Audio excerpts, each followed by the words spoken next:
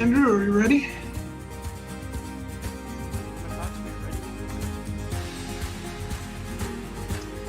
Good morning. We'll call this Tuesday, May 19th meeting of the San Diego County Board of Supervisors to order. Would the clerk please call the roll? Thank you, Chairman Cox. Before I call the roll, I would like to note for the record that all 5 supervisors are participating via teleconference. As such, all votes will be handled by roll call vote. Additionally, before we begin, any members of the public that wish to provide oral testimony during today's meeting, please review the instructions posted on the Clerk of the Board's webpage at www.sandiegocounty.gov/telecomments. With that, I will now call the roll. Supervisor Jacob? Here. Supervisor Gaspar? Present. Supervisor Fletcher? Here. Vice Chairman Desmond? Here. Chairman Cox? Here. We are honored this morning to have with us the Reverend Colin Mathewson from St. Luke's North Park Church to lead us in the invocation. Reverend Mathewson, please take over. Great, thank you for this invitation. It's a privilege to be with you all this morning. And I would like to offer this prayer with some help from Carrie Weber, Doug Jones, in the Book of Common Prayer. So let us pray, remembering that we are in the presence of God.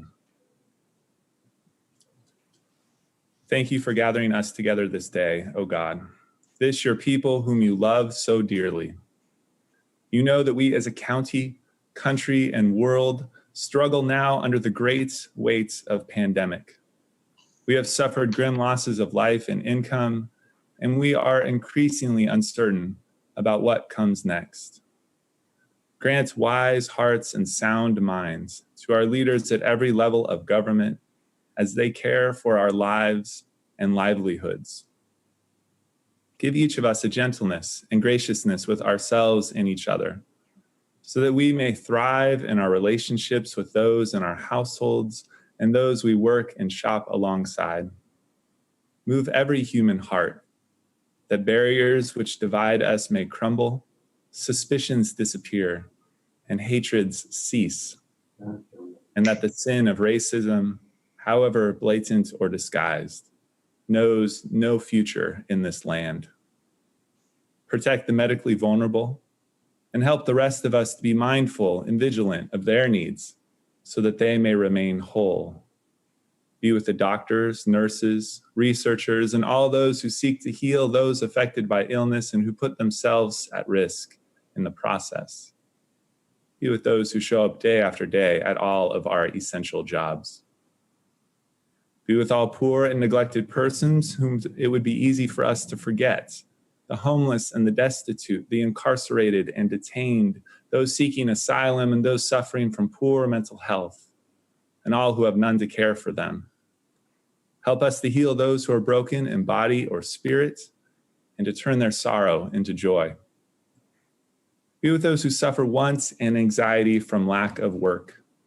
Guide the people of this land so to use our public and private wealth that all may find suitable and fulfilling employment, receive just payment for their labor, and enjoy a fair portion of the riches of this county and country. Be with all the families of those who are sick or have died. As they worry and grieve, defend them from illness and despair. Above all, give our leaders the courage to work together for the greater good. Hear our prayers. Do not sit silently. Stir up your power, O God, and with great might, come among us. Amen. Reverend Mathewson, we sincerely thank you for your invocation this morning. It's a great start to our meeting. Thank you very, very much. Thank you. This time I would ask we do the Pledge of Allegiance, and if you would please stand and take the pledge to our flag. Ready? Begin. I pledge allegiance to the flag of the United States of America and to the republic for which it stands, one nation, under God, indivisible, with liberty and justice for all.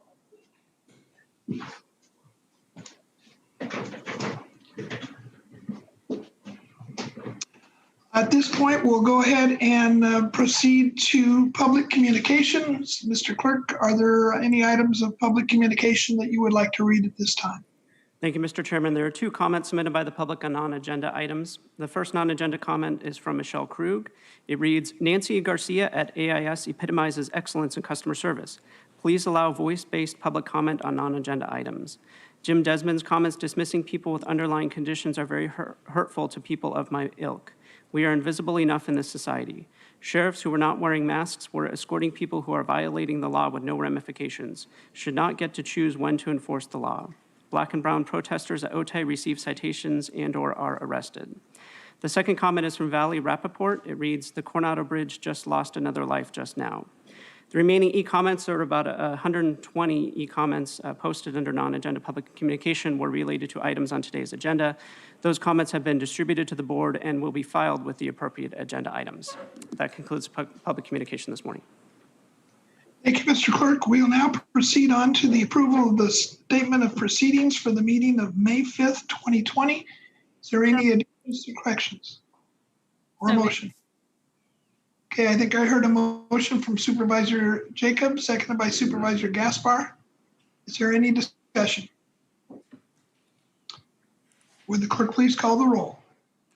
Thank you. Chairman Cox? Aye. Supervisor Jacob? Aye. Supervisor Gaspar? Aye. Supervisor Fletcher? Fletcher, aye. Vice Chairman Desmond? Aye. Chairman Cox, that motion passes unanimously with all board members being present and voting aye. Thank you very much. We'll now proceed on to the formation of the consent calendar. All items on the agenda will be considered a part of the consent calendar unless there's a desire on the part of the public or members of the board to pull items for the discussion. Mr. Clerk, would you please go through those items that have either been modified by staff or requests from the public to pull items for further discussion? Thank you, Chairman Cox. Item 1 has been withdrawn at the request of the Chief Administrative Officer. Item 5 has been pulled by the public. And I would note that there is an errata for this item that adds recommendations 6 and 7. That errata has been distributed to the board and posted online for the public. There are 96 speakers in item 5. Item 7 has been pulled by the public. I would also note that there was an errata on this item that amends the proposed ordinance. There is one request to speak on this item. Item 2 has been pulled by the public. That item will be heard concurrently with item 28. There are 2 requests to speak on item 14. Item 18 has been pulled for a presentation.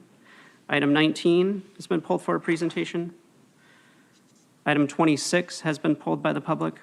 There are 21 requests to speak on this item.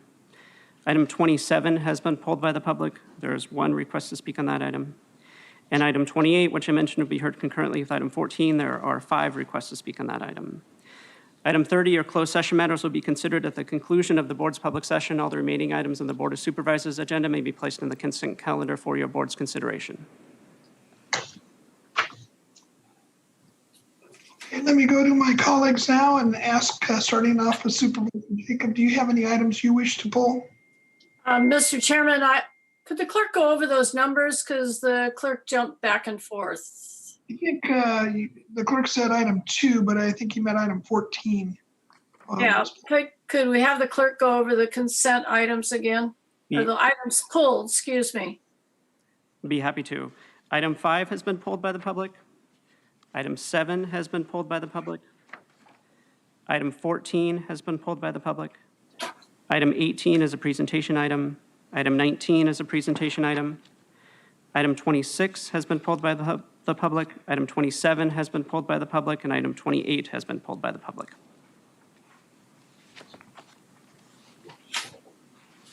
You said 17's been pulled by the public? 17 has not been pulled by the public. It's not been pulled. Mr. Chairman, all the items I have here have been pulled. I would register a no vote on item number 17, and I would move approval of the consent calendar. Okay, we have a motion for approval of the consent calendar. We'll go now to Supervisor Gaspar. Thank you, Chairman. I'd like to inquire with the clerk of the board on item number 27. Is that speaker in favor of the item? We don't have an indication whether that speaker is in favor. They have just requested to speak on that item. The individual, Pat Davis, speaking on the item? The speaker's name is Pamela Hetherington.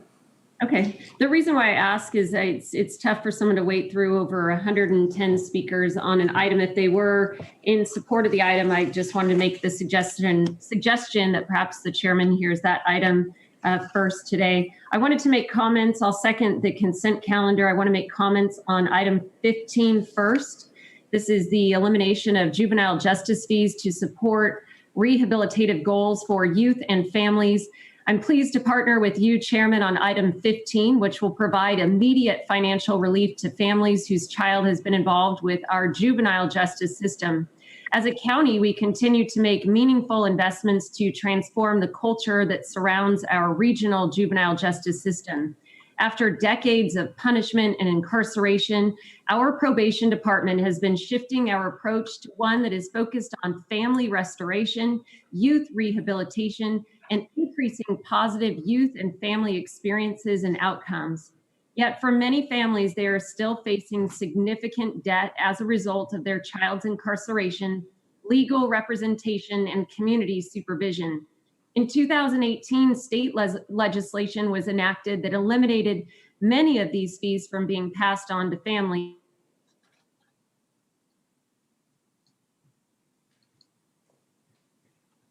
Okay, we'll move on now to Supervisor Fletcher. Thank you, Mr. Chair. I have no additional items to pull. I would also register a no vote on item 17. Has only gotten worse. With today's actions, we will further the county's commitment to strengthening families by providing immediate relief from this financial burden so families can focus on their relationship with their child to achieve their rehabilitative goals and exit the juvenile justice system. This item is supported by our public defender, Randy Mize. I want to thank him, and the North County Gang Commission. Thank you for your brilliant work. On item number 17, this is the NRP board letter. A few weeks ago, I had the privilege of hosting a Zoom call to connect and collaborate with over 160 of our local nonprofit community partners in the region. We discussed the future of our county's grant programs. It was a great opportunity to listen to what their concerns and needs are, as well as to address some of their fears for the future of their organizations. I realized while I was at that meeting with these community leaders that we have a unique opportunity to leverage and modify our current neighborhood reinvestment and community enhancement grant board policies to create a temporary, considering the situation we're in, wraparound grant program that will have the capability to fully assess our nonprofit organizations that are having a really hard time right now. Through these grant programs, we've seen our nonprofit organizations flourish over the 2 decades that they have been in place.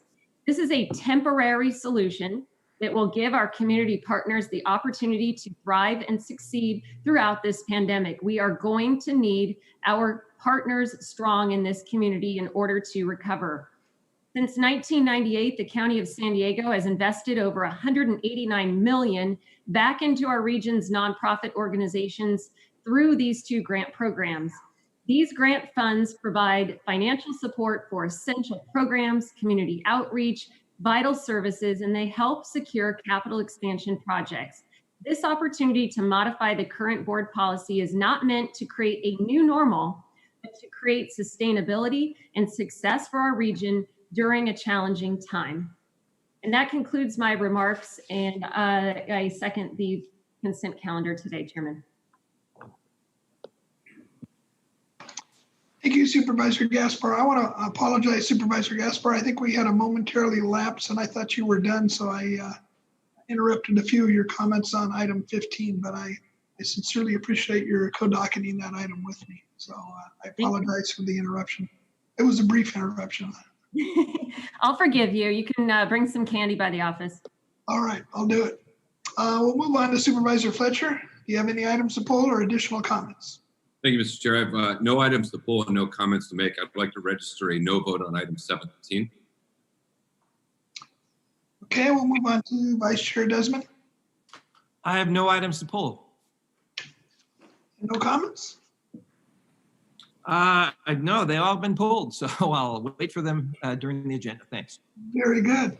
I have no additional items to pull, but I do want to speak on two items. The first one is item 8, which is a proposed change to the application for Homeless Housing Assistance and Prevention Program, or HAP grant funds. As we all know, California is an expensive place to live, and the COVID-19 pandemic has placed even greater strain on our homeless provider network. The HAP funding is an opportunity to build on best coordinated care practices learned from programs like Project One for All and Whole Person Wellness. We've been fortunate to receive even more flexibility for these funds from the state, and I think creating a local subsidy program is a worthy cause. In my State of the County address this year, I mentioned that creating a pilot program called Housing Our Youth, or HOY, which translates in Spanish into Today, would organize a preventative approach to address youth homelessness. I would still like to leverage the remainder of these flexible dollars and additional HUD vouchers for the for this work. This approach would focus on partnering with community-based organizations in a model similar to our Live Well Neighborhoods initiative. We want to tap those organizations closest to hard-to-reach youth for the greatest collective good. If we can create a fully integrated system of coordinated care, wraparound support, and housing for vulnerable youth under the age of 24, I believe we can achieve long-term prevention of homelessness in our region. I'm happy to see us moving in this direction, and I look forward to working on the pilot for this program this year. The second item is item 15, which is eliminating juvenile justice fees to support rehabilitative goals for youth and families. I'm very proud to move this letter forward with Supervisor Gaspar.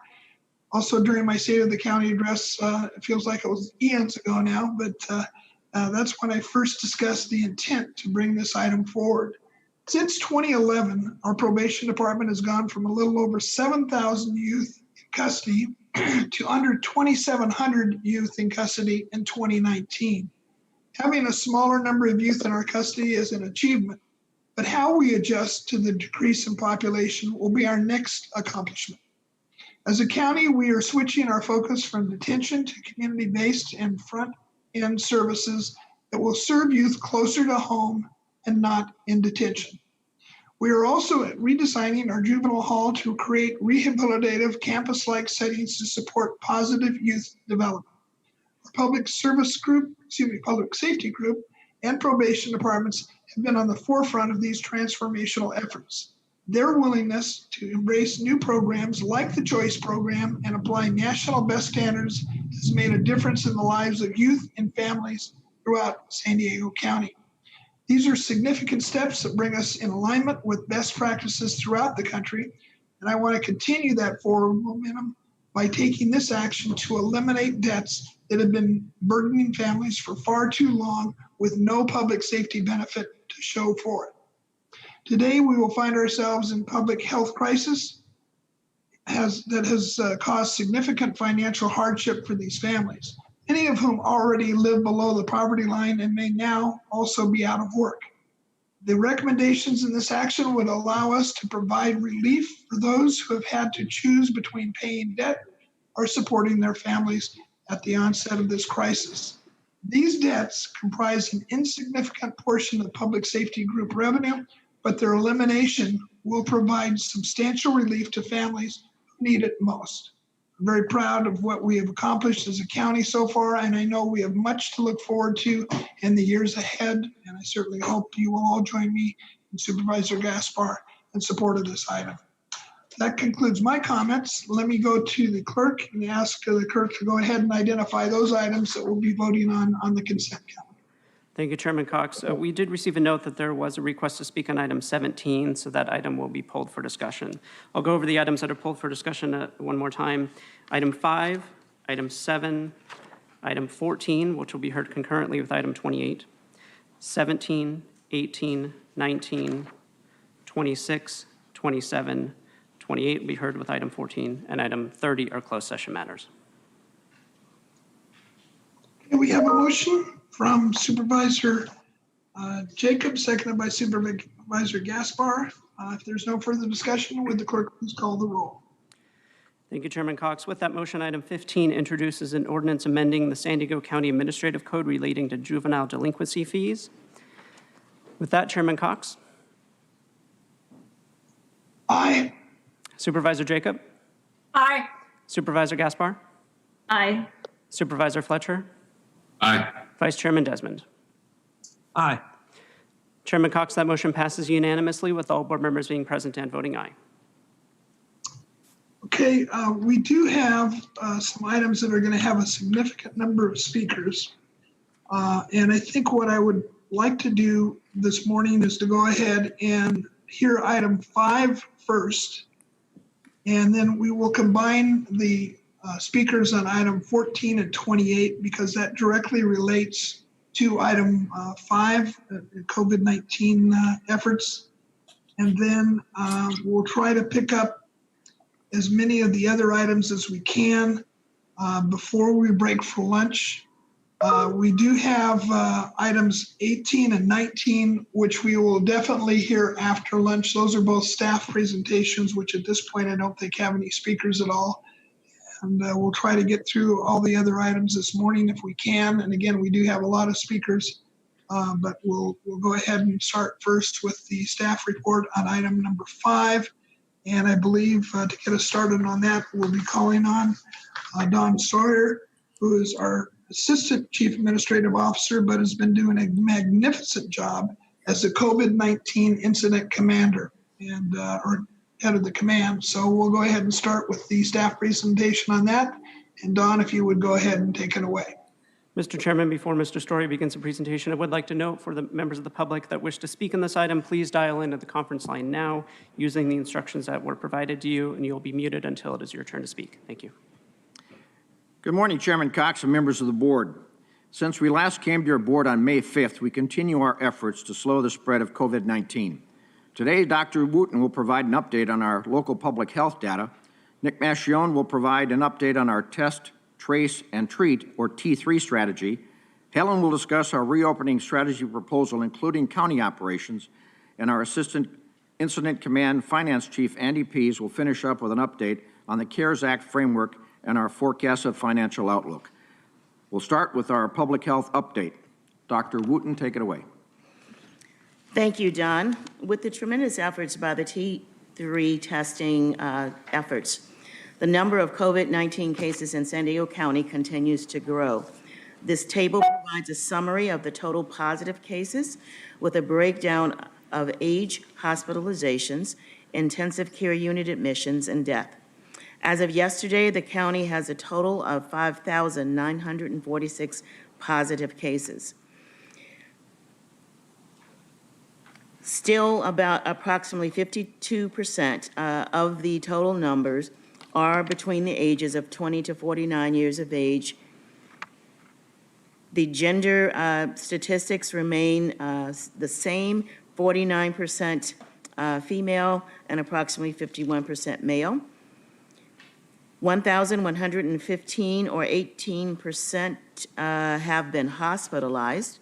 339 or 6% of the total number are in the intensive care. This number also represents 30% of the total hospitalized. And unfortunately, 211 deaths or 3.5% of the total number of cases have died. Although not shown on this slide, we provide daily updates on the county website for cases by race and ethnicity. And all of our statistical information can be found on corona-sd.com, and this includes information broken down by cities, zip codes, as well as race and ethnicity as stated. The next slide is our epi curve, which shows cases by onset of symptoms. It indicates that we may have potentially peaked beginning at April 20th. However, given the 14-day incubation period, we know that there will be other cases in the area under the bar, so we will continue to monitor these data aggressively. In preparing for the request to move to an accelerated stage 2, and based on the current readiness variance criteria, San Diego County is ready to move to accelerated stage 2. On this slide, it lists the 6 state criteria. Each is green, which means we have met the metrics required by the state, and I will review each of them individually. There are also two county proposed criteria, and I will review the triggers for adjusting modifications. Since the last time we came before your board on May 5th, the state issued revised California Resiliency Roadmap metrics. Revisions to the readiness criteria are in three areas: epidemiologic stability, testing, and hospital capacity. I will review each of the criteria, which includes the new metrics that are found on this slide. Next slide. So the first state readiness criteria is the epidemiologic stability of COVID-19. A determination must be made by the county that the prevalence of COVID-19 cases is low enough to be swiftly contained by reintroducing features of the stay-at-home order and using capacity within the healthcare delivery system to provide care to the sick.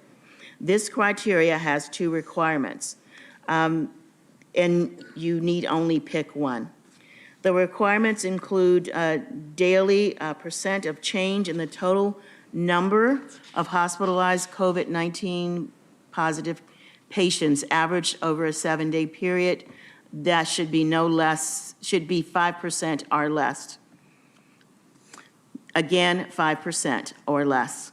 The alternative metric, no more than 20 total confirmed COVID-19 patients hospitalized on any single day over the past 14 days, we will not utilize that metric.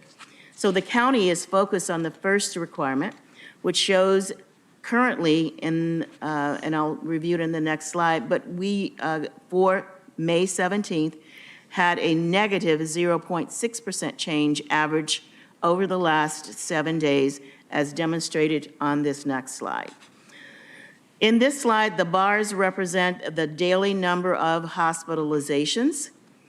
The orange-brown line represents the daily rolling average, 7-day average of hospitalizations, and the purple line represents the percentage change. So again, for 5/17, we have a negative 0.6% change.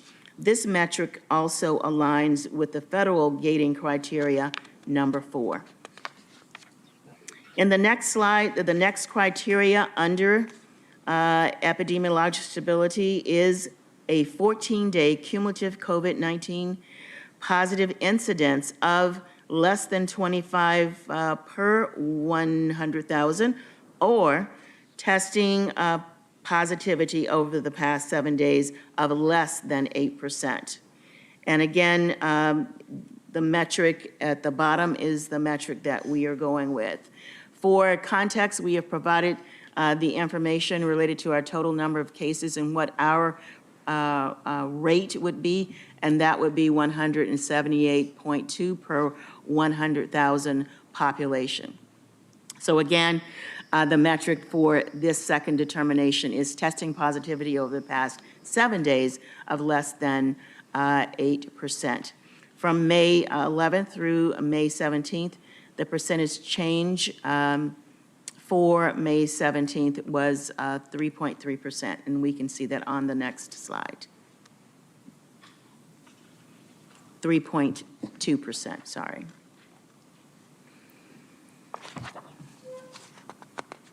Okay, on the next criteria, protection of stage 1 essential workers. A determination must be made by the county that there is clear guidance and the necessary resources to ensure the safety of stage 1 essential critical infrastructure workers. The county must attest to guidance for employees or employers and essential critical infrastructure workplaces on how to structure the physical environment to protect essential workers when sick or exposed. The county has increased sick leave policies and issued guidance documents for essential workers, including healthcare workers, first responders, and other businesses regarding prevention strategies to include hygiene and sanitation, social distancing, facial covering, and COVID-19 screening. Regarding availability of supplies, which is disinfectants and essential protective gear, to protect essential workers, the county has a robust tracking system for the appropriate levels of PPE and disinfectant supplies for essential workers, and the county's Medical Operations Center, or the MOC, surveys hospitals on a daily basis, skilled nursing facilities on a frequent basis, and essential employees or employers have a direct contact to the MOC through logistics email to request PPE if they are not able to acquire it from their routine vendor supplies. The third state readiness criteria is testing capacity. A determination must be made by the county that there is testing capacity to detect active infection that meets the state's most recent testing criteria. The county must attest to 3 metrics. The first is a minimum daily testing capacity to test 1.5 per 1,000 residents, which can be met through a combination of testing symptomatic individuals and through our targeted surveillance. As an entire region, the county's testing maximum capacity is determined to be 6,381 tests, or 6.4 tests per 1,000 residents. The county is currently conducting approximately 4,000 daily tests and anticipates achieving 4,950 per day by late May, which is the 1.5 per 1,000 residents requirement. The second criteria under testing is testing availability for at least 75% of residents as measured by the presence of a specimen collection site, including established healthcare providers within 30 minutes driving time in urban areas and 60 minutes driving time in rural areas. There is testing availability for at least 75% of residents as is required by the state. There are currently 392 specimen collection sites, and this will expand further by early June. The current site locations are included on the next slide after I review the third criteria, which is testing capacity is to have COVID-19 surveillance plan and a timeline for implementing the plan. And this is a part of our containment plan and will be provided to the state. The County of San Diego has a multi-pronged approach to address this criteria to conduct community surveillance for COVID-19. This includes a required electronic lab reporting system to facilitate more timely automatic reports, an active detection of cases associated with congregate settings through address matching, and a syndromic surveillance of COVID-19-like illnesses presenting to the emergency department, a sentinel surveillance project utilizing complex respiratory panel testing. And this is a project that is funded by California Department of Public Health. And we also have border-related surveillance for binational cases, and pending the feasibility pilots that are utilizing serological testing capabilities. In addition, several partnerships with local medical and academic institutions are established to enable greater capacities for seroprevalence studies. For example, Readiness Children's Hospital plans on testing their child and family patients, and UCSD plans on testing all of their students. Further information on the surveillance plan and timeline for implementation, again, are outlined in the containment plan. These testing criteria align with the federal gating criteria number 5. And as stated, this map shows the San Diego regional testing sites, including our mobile sites, our state sites, hospitals and clinics, in commercial labs, and more. Going to the fourth State readiness criteria is containment capacity or contact tracing. A determination must be made by the county that it has adequate infrastructure, processes, and workforce to reliably detect and safely isolate new cases, as well as follow up with individuals who have been in contact with or exposed to the positive cases. The county must attest to sufficient contact tracing, which should be at least 15 staff per 100,000 population trained and available for contact tracing. And this number, based on our population, is 495 tracers. The county has 87 tracers working, 100 trained but not working yet, and 158 hired and pending training. This is a total of 345 contact tracers or investigators. Additionally, the county executed a contract with SDSU to provide 100 tracers, 40 of which are promotores, and it is in the process of finalizing, and actually this contract was finalized yesterday, and we are in the process of finalizing another contract for an additional 65 tracers. Lastly, an RFQ is posted for additional tracing support. So cumulatively, this brings a total of tracers to 611, which is 116 above the state's goal of 495. Another area that the county exceeded the state requirement is in the area of temporary shelters. The state requirement requires shelter availability for 15% of the homeless population. Based on the 2020 regional homeless point of time count, there are 7,619 unsheltered homeless persons in San Diego County. 15% of this is 1,351. We have a total of 2,673 accommodations, including 1,100 beds at the convention center.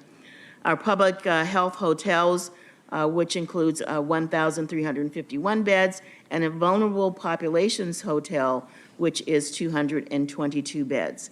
Also, our housing options include access to private restrooms or ensure a process is in place to sanitize the restrooms between users, and this is a requirement by the state.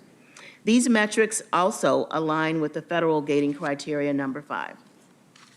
The fifth readiness criteria is hospital capacity. A determination must be made by the county that hospital capacity, including ICU beds, ventilators, and adequate PPE is available to handle standard healthcare capacity, current COVID-19 cases, as well as a potential surge due to COVID-19 cases. The county must attest that the county hospital capacity can accommodate COVID-19 positive patients at a level of, at a minimum surge of 35% of their baseline average daily census across all acute care hospitals in the county. The county currently has 35% surge capacity with the hospitals. Additional surge can also be accomplished either through adding additional bed capacities. For example, the county has acquired a federal medical station and UCSD dorms for an additional 300 plus beds. These beds increase the capacity by an additional almost 5%, bringing the county close to 40% surge capacity. The county must also have a robust plan for protecting hospital workforce with PPE, and currently all hospitals have at least a 14-day supply of PPE. It is the county's goal to have a 60-day supply by the end of July.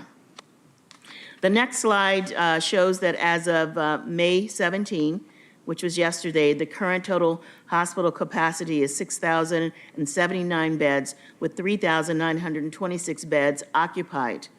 leaving 2,153 beds available to meet the 35% surge.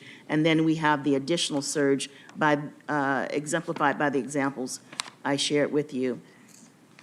The sixth and final state readiness criteria is vulnerable populations. A determination must be made by the county that it maintains protection for vulnerable populations, particularly those in long-term care settings. The county must attest to ongoing work with skilled nursing facilities within their jurisdiction and describe their plans to work closely with facilities to prevent and mitigate outbreaks and ensure access to PPE. Outbreaks and SNFs are being managed by the county aggressively. County's supportive actions with SNFs include, we hold the weekly telebriefings with them on Thursdays at 4 p.m. We've sent out numerous communications providing the guidance from the state and additional information that we want them to know about. And over 45% of the SNFs have requested support in terms of testing their staff and residents. All SNFs are tracked through a tracking spreadsheet in the MOC, which includes many of the criteria included in the all facilities letter that was issued last week. A long-term care facilities task force has been developed to specifically support this specific population. And we have strike teams that are deployed to the long-term care facilities when outbreaks are determined. And lastly, we have a contract currently with UCSD to provide infectious disease guidance and support to the SNFs in their catchment area. And we are identifying other hospitals by which we can contract. Based on the 6 readiness, variance criteria, and the county's data, I can confidently say that San Diego County is ready to move to the accelerated stage 2 and begin to reopen. This includes restaurants for dine-in, retail in-store, and swap meets. Lastly, given the anticipated and potential increase in cases as a result of modifying the current stay-at-home order, the county has developed triggers for adjusting the modifications. And I'm not going to go through them in detail, but just want to indicate that the triggers are in 3 categories: epidemiology or surveillance, healthcare, which is hospital capacity, and public health response. And when there is 1 or more criteria in at least 2 or 3 columns, that will serve as a trigger to start adjusting the modifications that have been made. And we will continue to tweak and work on these triggers, and they will continuously be reassessed as new information becomes available. Now, please welcome Agency Director Nick Macchione to provide an update on the T3 strategy. Thank you. Thank you, Dr. Wooten. T3 is a population-based public-private partnership that has a collective vision for a collective purpose, protecting all San Diegans. And this triple aim is about testing, it's about tracing, and it's about treating. And it starts first with testing. And it has to be accessible, it has to be comprehensive, it has to be equitable in our communities. And our strategy we've taken, as Dr. Wooten pointed out, is multi-pronged. We have county drive-up testing sites. We have walk-in testing sites in partnership with the state and many of our healthcare partners. We have our Live Well Mobile drive-up testing sites where it's difficult to reach in communities. And we have, working with our hospital partners, focusing on our most vulnerable populations, such as the skilled nursing facilities, and as noted, and working with pediatrics and reaching out to children and families. We also have our public health nurses and what we call our testing strike teams, where they are sent to outbreaks, ensuring that we're immediately testing those at those sites for our epidemiologic response, and ensuring we curb the spread of the virus. And lastly, some of the innovation and working with our first responders. Most recently, working with CAL FIRE and testing sites that are opening up in our backcountry areas, ensuring that all aspects of our county is covered. So let's look at our past 3 weeks total with the next slide. We are clearly on track of meeting the state's goal of the 49-50 by early June, if not sooner. And the progress made here over the last 21 days has been in the first 7-day average in the low 2000s to the last weekly 7-day average of about 3,800 is great progress. And progress is grounded in the terrific partnership we have with our hospitals and clinics and the great county team standing up together in access sites, and very importantly for the public, ensuring that those that are symptomatic get tested, ensuring that those that work in healthcare and essential workforce individuals are getting tested. But the reality is everyone should get tested. State of California has pointed out that even as part of the community surveillance initiative that Dr. Wooten talked about, that they too can get tested. So we're making every possibility for individuals to be tested, ensuring that they're working with their particular healthcare provider and getting that order. And if they don't have one, our county sites or the state sites that will get them help with that order. Next slide. Tied to testing is this issue of tracing. And we, in the last 21 days, have also doubled. As we did in our testing, we have doubled in terms of our workforce. We're at 235 of our team of investigators, of tracers, these individuals reaching out and hunting the virus and reaching out to folks and helping them, ensuring they're taken care of, but also their contacts so we can curb the virus to spread. This is very important. As you can see in this slide and the following of the staff is the case investigations. And we have nearly doubled those as well. We know as we expand our tracing capabilities, we will increase our investigations, and that is a good thing because we are tracking the folks and preventing the further spread, and this is an important element of the T3 strategy. Lastly, but not leastly, is treat, and that is there are individuals at times that do not have a place to self-isolate and need some care and support, and the county is there for them. And we have our public health rooms for those that are homeless or those that don't have a place to go, as well as tending and caring to those that are at the convention center, nearly 1,200 homeless individuals. And in between, making sure, as you can see, we've kept a cumulative number that's grown over time, needy San Diegans are taken care of so that they are not spreading the virus and they're getting back to their health. That concludes the T3 strategy, and I'd like to turn it over to our CAO, Helen Robbins-Meyer. Thank you, Dick. As you heard from Dr. Wooten, San Diego County is ready to attest that we meet the Stage 2 acceleration criteria. One element of our application for acceleration includes letters of support from our local hospital system. We have incorporated valuable feedback from our hospital partners regarding our plan. Data measurement and trigger metrics were discussed, as well as prioritization of functions to be reopened. Several hospital CEOs have already provided us positive support. We thank them for that, and we hope to have a unified support letter from all hospitals later this morning. Once received, we will be positioned to send our acceleration plan to the state later today, and hopefully receive approval to allow dine-in capability at our local restaurants and in-store retail, not just curbside, with appropriate safe reopening protocols in place. I also want to thank the Mayor of San Diego, the Chambers, the Recover Group, many of our business partners who also provided letters of support for us to include in our attestation submittal. Now, let's turn to other ways to potentially accelerate our reopening in an aggressive but safe manner. The governor has made it clear that no county can move to Stage 3 of the reopening. When his team evaluates data associated with Stage 2 openings and is assured that there have been no significant impacts or spikes in COVID-19 spread, then and only then will he declare the state has entered Stage 3. There is no specific timeline on when this will occur. However, we believe the state is working diligently toward further openings in weeks, not months. We remain committed to abiding by the state's order, but we also believe San Diego County is uniquely qualified to conduct a pilot program of some sectors reserved for Stage 3.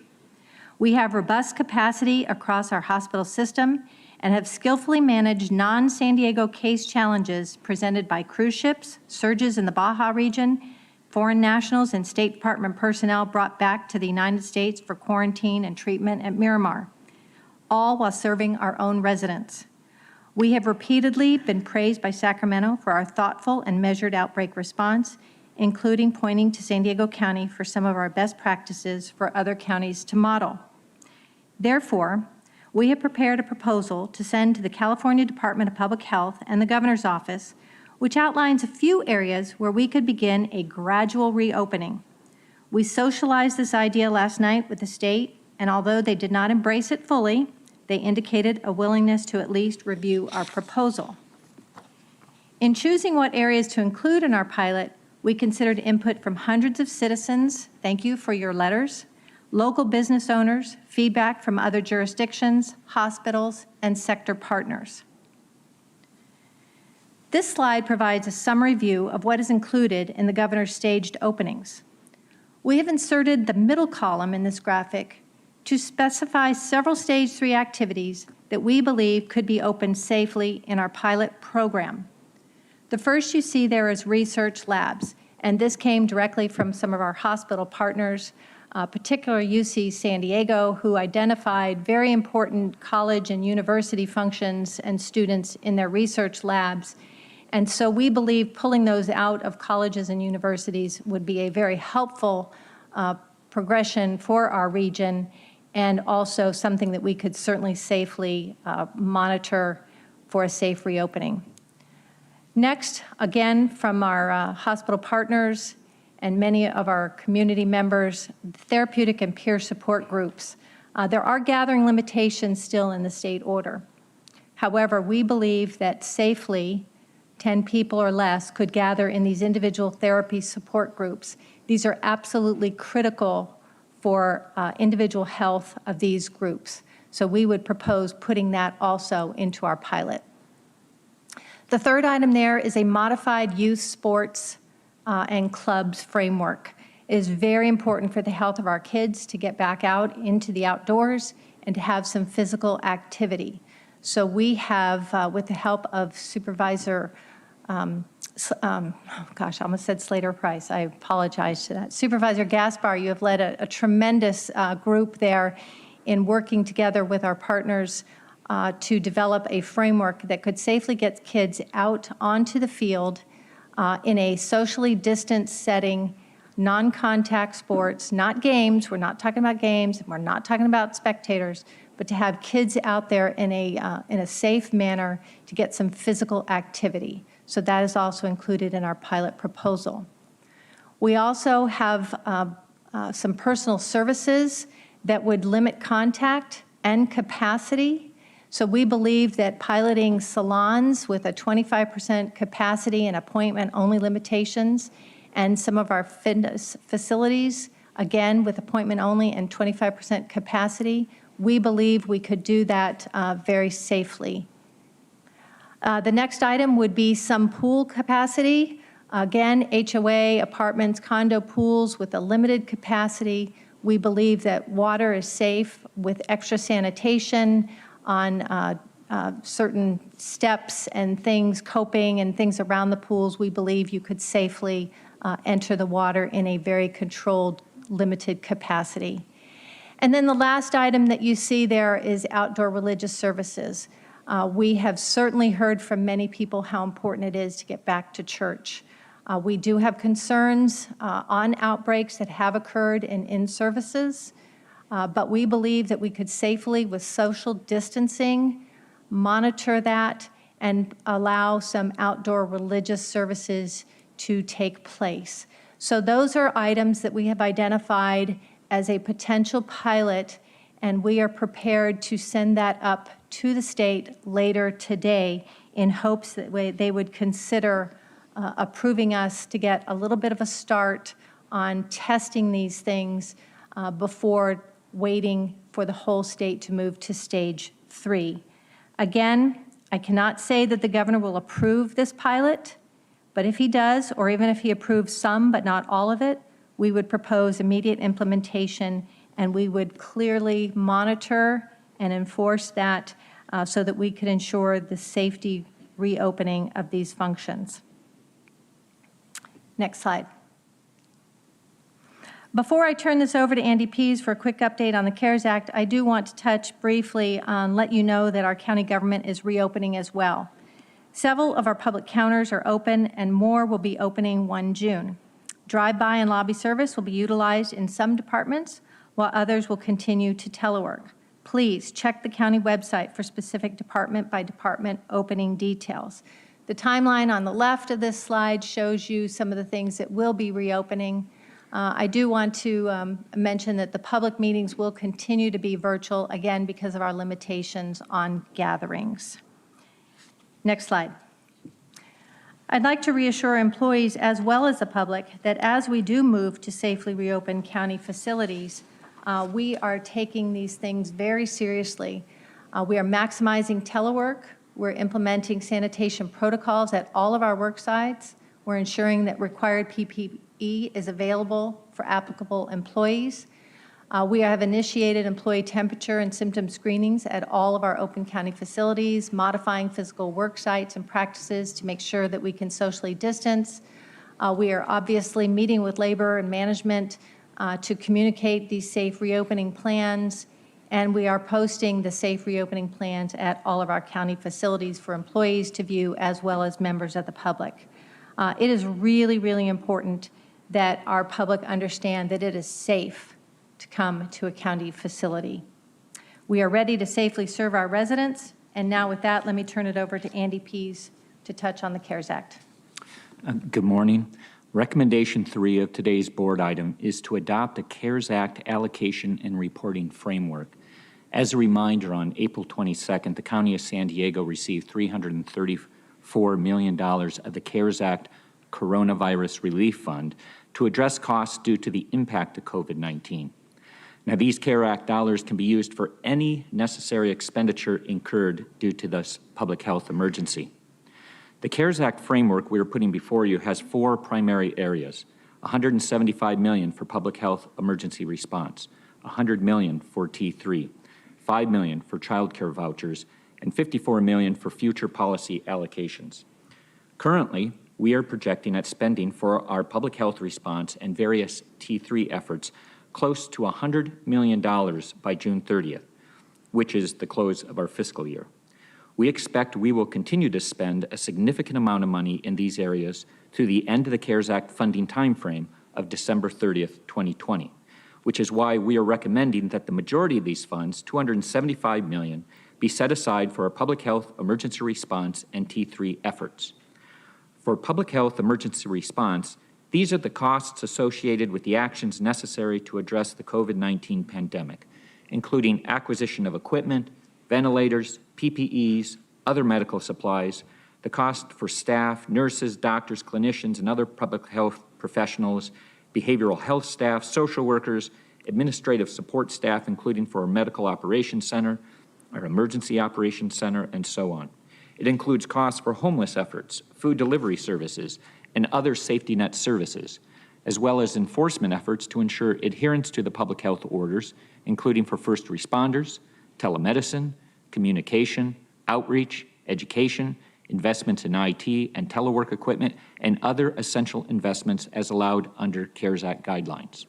T3 would focus on costs associated with testing, tracing, and treating, from hiring the contact tracers to health professionals for testing and disease investigation, antibody testings, diagnostic testing, lab and hospital costs, drive-through testing sites, hotels and services to ensure proper isolation needs are met, and other various services and supplies. Now, $5 million of the CARES Act is for emergency child care vouchers, which your board approved on May 5th for COVID-19 essential workers and other vulnerable populations.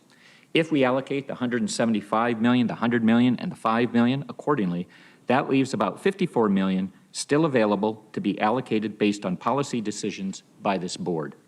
As a reminder, any allocation must be used for necessary expenditures due to this public health emergency. It must adhere to federal law, and it must be spent by December 30th of 2020.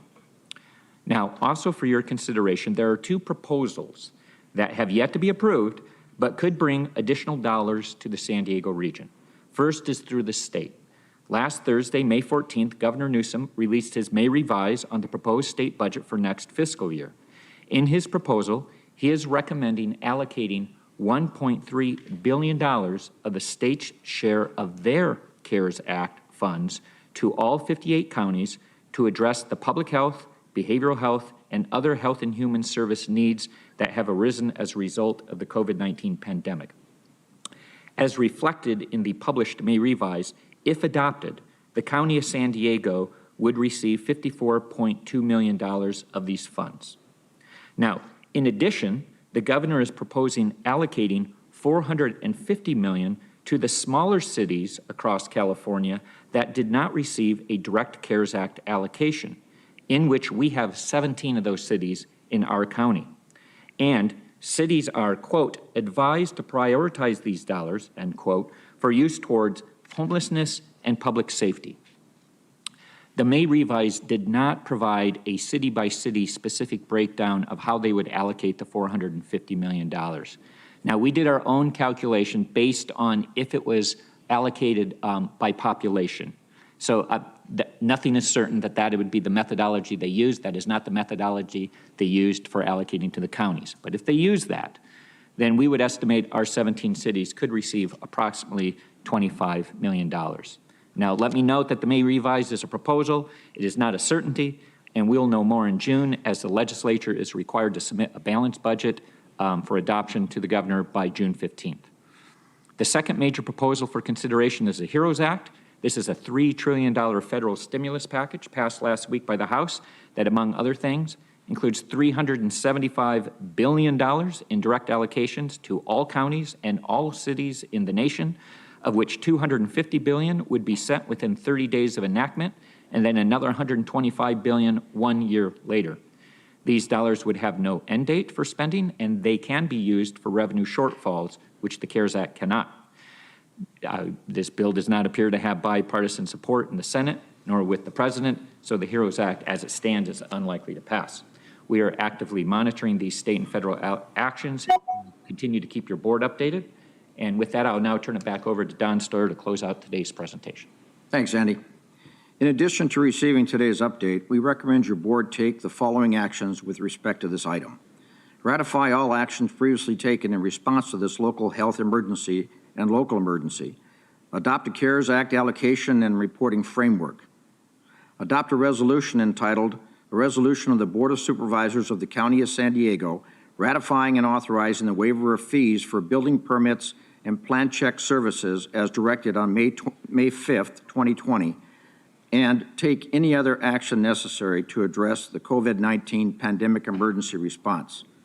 In addition, as read earlier by the clerk, we recommend your board support the public health officer's submittal of an attestation to support accelerated movement into stage 2 and authorize the chairman to submit a letter to the state supporting the attestation, and support the public health officer's submittal of a request for the state to approve a pilot program authorizing the county to allow particular stage 3 businesses to open with significant limitations, and authorize the chairman of the Board of Supervisors to submit a letter to the state supporting the pilot program.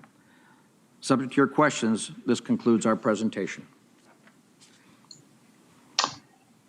Very good. Thank you for a very comprehensive report from our staff and for the recommendations we have before us today. My understanding is we do have a request from Mayor Faulkner to speak, and I understand he's going to be checking in by Zoom. And if it's all right with my colleagues, I'll go ahead and defer to Mayor Faulkner first. Thank you, Chairman Cox. Thank you to all the members of the board and to the entire county team. Just heard most of that presentation. Thank you for your partnership. I will tell you, this is a great example of how we are working together, united as one region to protect our public health. And I believe that we are setting the right example for the rest of the state. We have talked about, we just heard our CAO talk about the successful reopening of beaches and the model and the safe model that program has been in San Diego County. That is now a model for the rest of the state.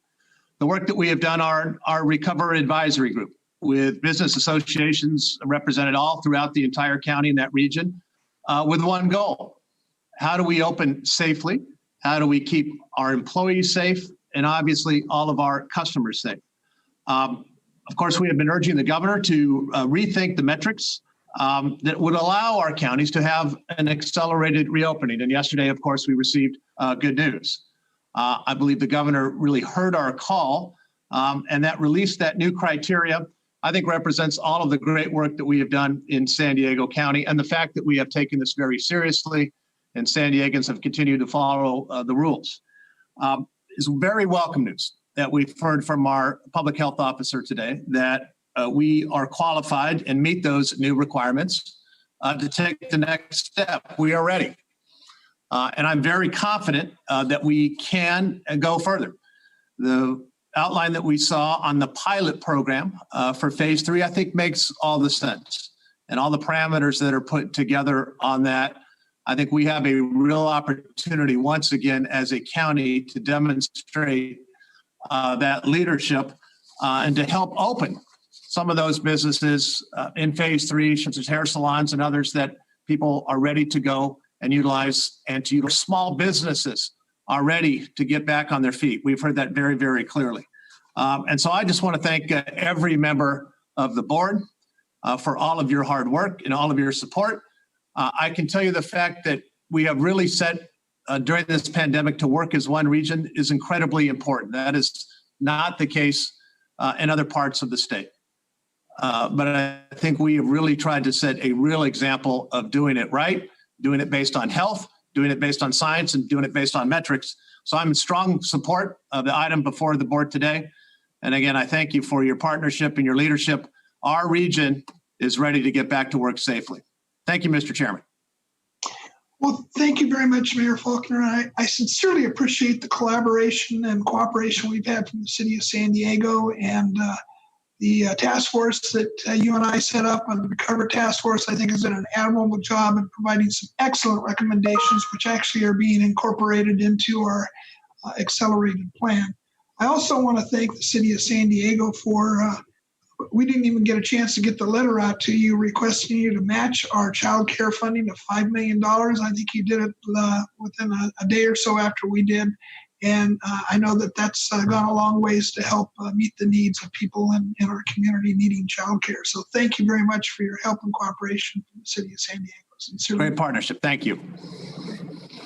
I do know that we have a number of speakers on this item. I believe about 54 or 58, somewhere in that range. What I'm going to propose is that we have speakers limited to 2 minutes because of the numbers. And I'll ask the clerk of the board to go ahead and, oh, I'm sorry. Let me go back for a second. If there are any questions from my colleagues regarding the staff report, we'll go ahead and take those at this time. And I believe Supervisor Desmond, you had some questions. Yeah, I just have a quick question. Somebody had asked me about hotels. I don't see them on the list. I'm not even sure if they were closed or not. So I don't see them in. Open for essential workers only.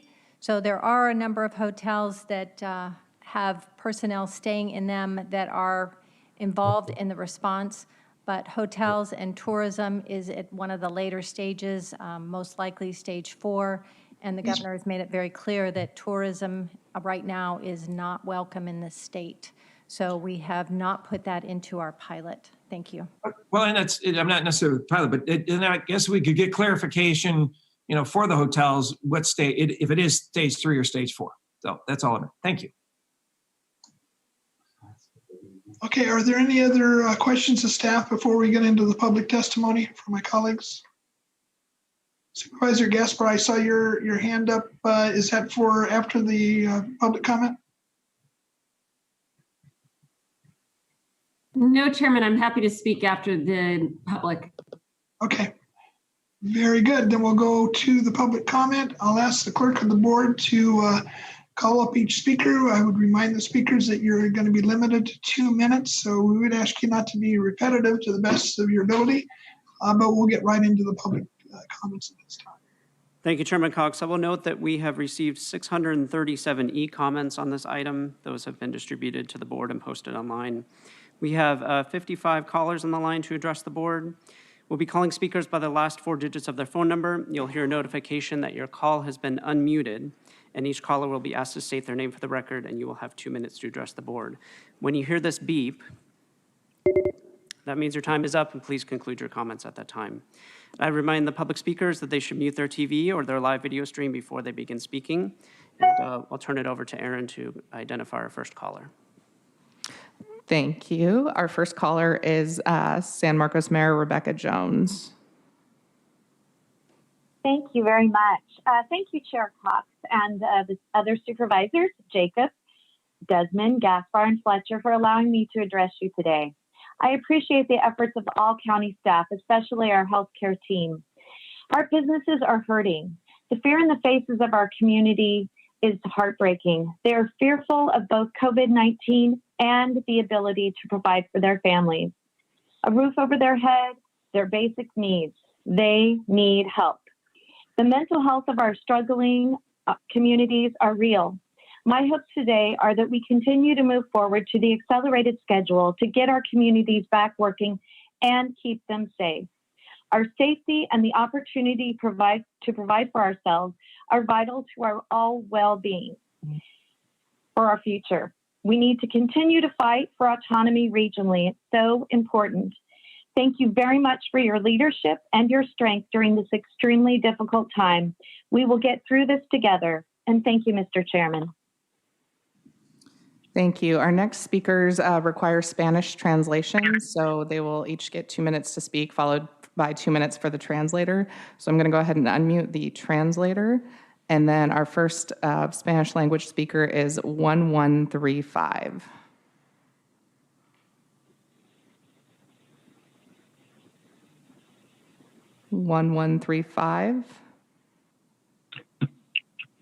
Susana Juárez, ese es para usted. Susana Juárez. Buenas tardes, buenos días o tardes. Mi nombre es Susana Juárez y yo pertenezco a ACE, Alliance of California for the Community Empowerment, and also Coalition on Invest in San Diego Families. And I'm going to try in English, but I don't speak good English. Yeah, in this occasion, I want to remember all of you supervisors that your priority as a public service are the education, the health, and the economy to all the citizens. So that's why we, all of us, we know the increment of rents and properties, and this is, I think I'm going to read the interpreter. Todos sabemos que cómo han incrementado las rentas y las propiedades, dejando en desventaja a las personas de salario mínimo. We all know how rent and housing prices have skyrocketed and are leaving low-wage workers to struggle. Es por eso que es esencial que inviertan en San Diego Families, congelando las rentas que están en crisis ahorita. That's why it's essential that you invest in San Diego Families by canceling rent and mortgage payments during this crisis. Y por si fuera poco, se nos viene encima la epidemia que nos deja sin dinero, sin trabajo y con la enorme crisis del miedo a la enfermedad. As if the housing crisis was not enough, this pandemic has made things worse, leaving us without work and afraid of getting sick. Y quiero decirles que todo esto, ¿qué nos trae? ¿Qué es lo que nos trae? El peligro para todos de la delincuencia. And this could mean more crime. Mientras que la epidemia solo parece que ha beneficiado exitosamente a todas las grandes corporaciones, como son, bueno, it seems like the people who have benefited the most from this pandemic are wealthy people and corporations. Como son Costco, Walmart, Home Depot y Amazon, que están solicitando empleados, cantidad grande de empleados para atender las necesidades. Like companies like Walmart, Costco, Home Depot, who are continuing to hire workers so they can continue to make profits. Por eso considero esencial a todos los supervisores supervisores que hagan, que se ocupen, por favor, en invertir en San Diego families. That's why it's essential that the supervisors invest in San Diego families. Eso es todo. Muchas gracias por escucharme. That's it. Thank you. Thanks for listening. Thank you. Our next Spanish language speaker is 2602. Buenos días, supervisores del condado. Good morning, county supervisors.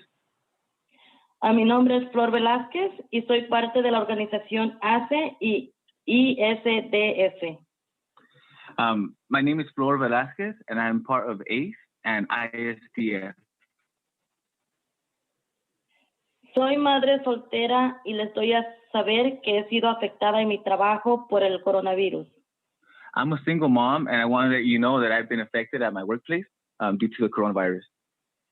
Y estoy solicitando el apoyo para pagar mi renta y otros servicios que son necesarios para vivir. I'm asking for your help to pay for rent and other essential services that I need to live. Y este mes pedí dinero prestado para pagar una parte de la renta. This month, I asked for a loan to help pay part of my rent. Hice esto porque no quiero que me vayan a desalojar. I did this because I don't want to be evicted. Pero ya estoy preocupada porque ya viene otro mes de renta. But I'm really worried because next month's rent is right around the corner. Y no sabemos cuándo tendremos un trabajo nuevamente. And we don't know when we're going to have work again. Exigimos que valoren a mi familia como ustedes tienen su familia. I demand that you value my family just like you value yours. Porque sabemos que hay ayuda para esta situación que estamos enfrentando. Because we know that you can help with the situation that we're all going through. Y nosotros somos gente trabajadora. We are hardworking people.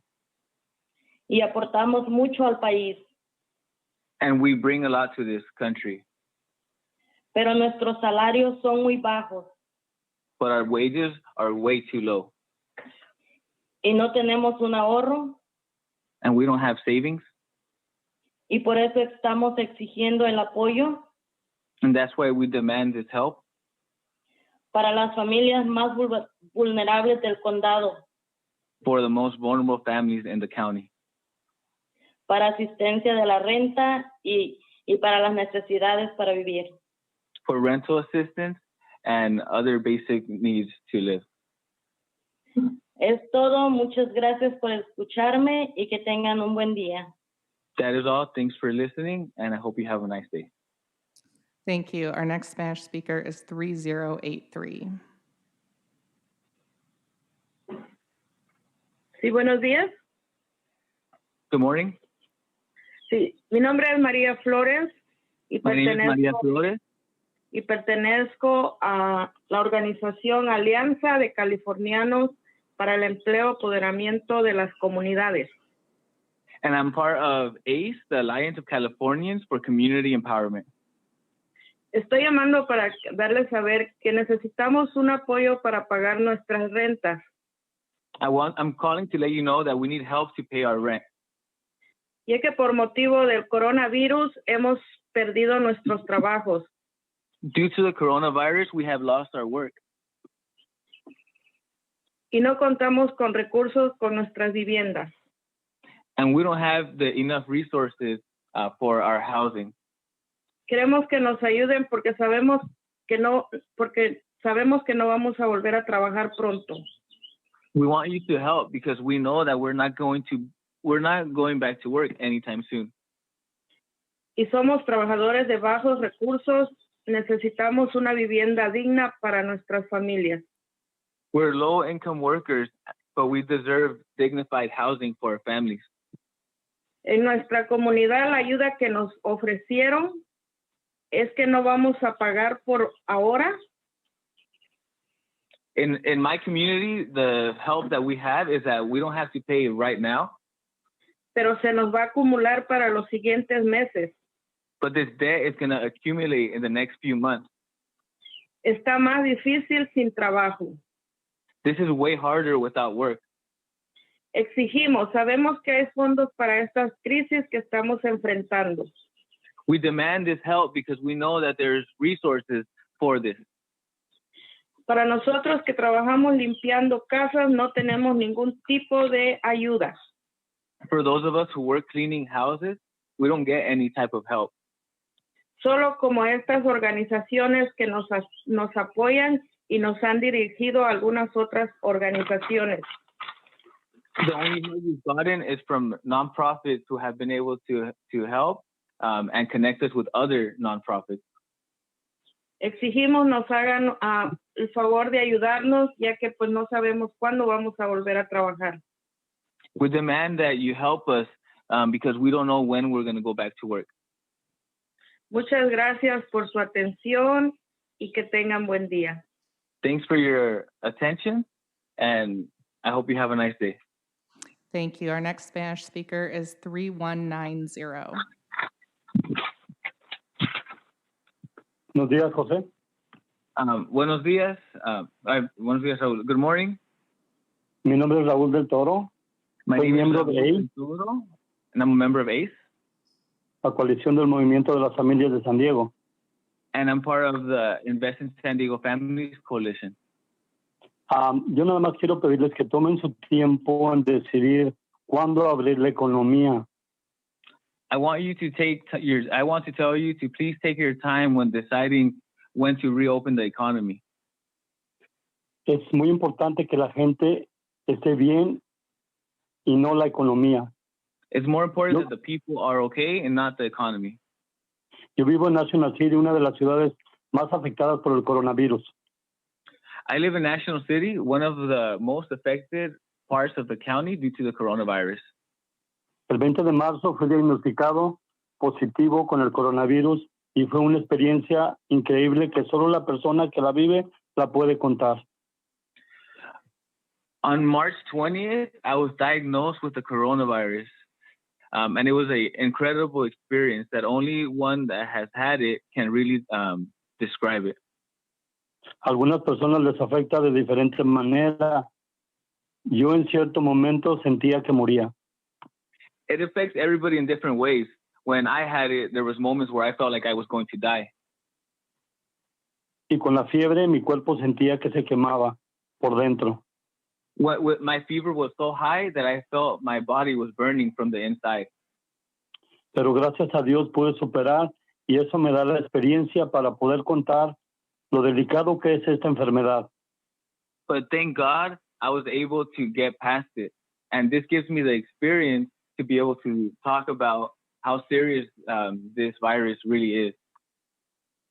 Y para completar mi situación, en abril recibí una carta notificando que ya estaba sin trabajo en el hotel donde yo trabajaba. To make things worse, in April, I was notified that my employer was no longer going to have work for us.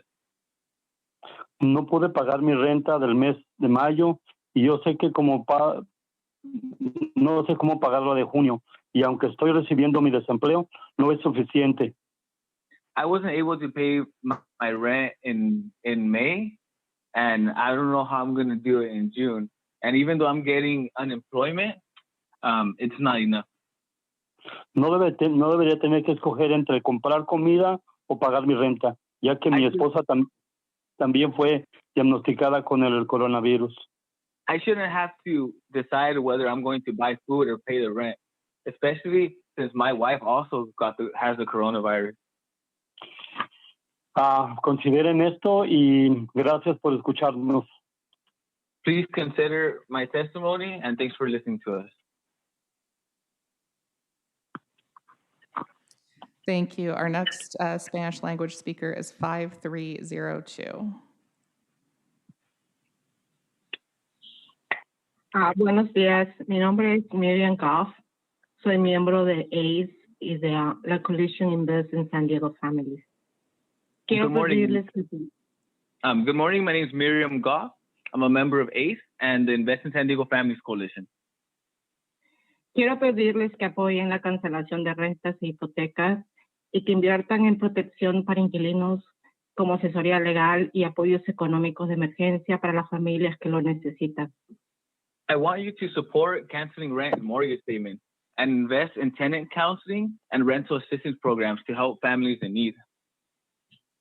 El 21 de febrero me avisaron que tenía 8 días para salir de mi apartamento donde llevo más de 12 años viviendo con mis hijos de 12 años y de 10 años.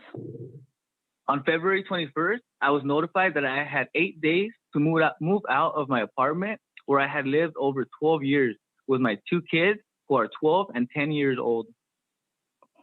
Gracias a la organización ACE, supe que esto no era legal y pudimos pelear para permanecer en mi apartamento. Thanks to ACE, I learned that this was illegal and we were able to fight to stay in my apartment. Desafortunadamente, mi departamento está lleno de humedad y de moho.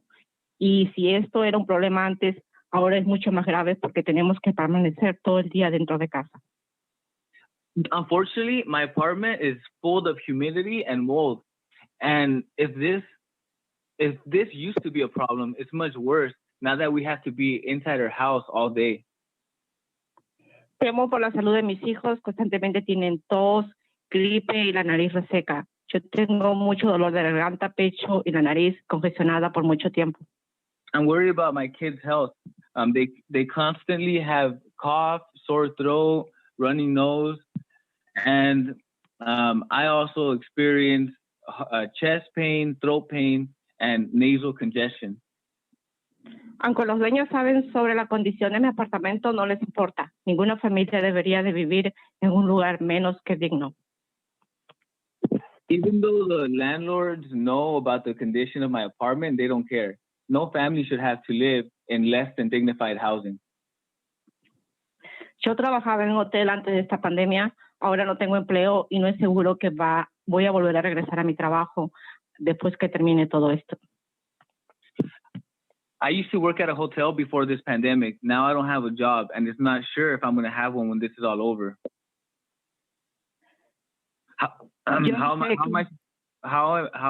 Perdón. No sé qué voy a hacer después de esto con mis 2 hijos. He tenido que prestarme dinero para poder pagar la renta y no ser desalojada. ¿Cómo voy a pagar la deuda que estoy acumulando ahora? So what am I supposed to do with my 2 kids? How are we supposed to pay all this back rent?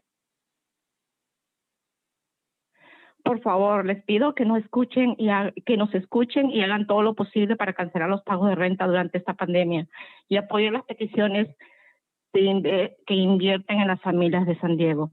Gracias. I ask that you please listen to us and you do everything possible to help cancel rent and mortgages during this pandemic and support the Invest in San Diego families' demands. Thank you. Thank you. And that concludes the testimony from the Spanish language speakers who are currently on the line. I'd ask that Jose remain on the line, please, in case any of the other Spanish language speakers who had requested to speak call in at a later point. And now we'll move on to the next speaker, 0097. Hi, good morning. Thank you for the opportunity to speak. My name is Brittany Sylvia. I'm calling to support the accelerated reopening plan in San Diego. I fully support the piloted phase 3 plan. We absolutely need to get San Diego reopened. We just listened to the health update in which we understand we're in a really good shape in San Diego. We have excess hospital capacity. We have excess testing. We have all of the things needed in order to move us forward. And just listening to the last few callers, it sounds like getting open and getting people working is the most sensible solution that we need to be looking at. I appreciate the work of the supervisors that are trying to move us forward along with the mayor. And I encourage you to keep working on moving San Diego towards reopening. Thank you. Thank you. Our next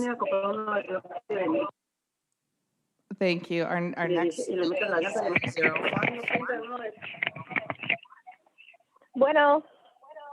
We will also unmute the Hola, soy Marisol del Employee Rights Center, apoyando, in English.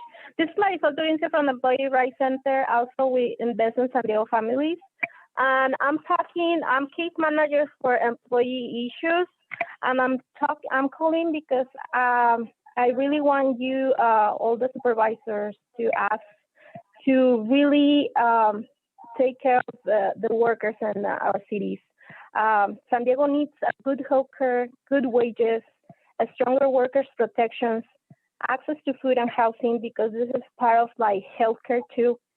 Many of the workers and front lines that we've been calling essential is people of color and Latin people. We cannot call these people heroes and not taking good care of them. They might get sick, many of them might get sick, and they're not even having 40 hours at work.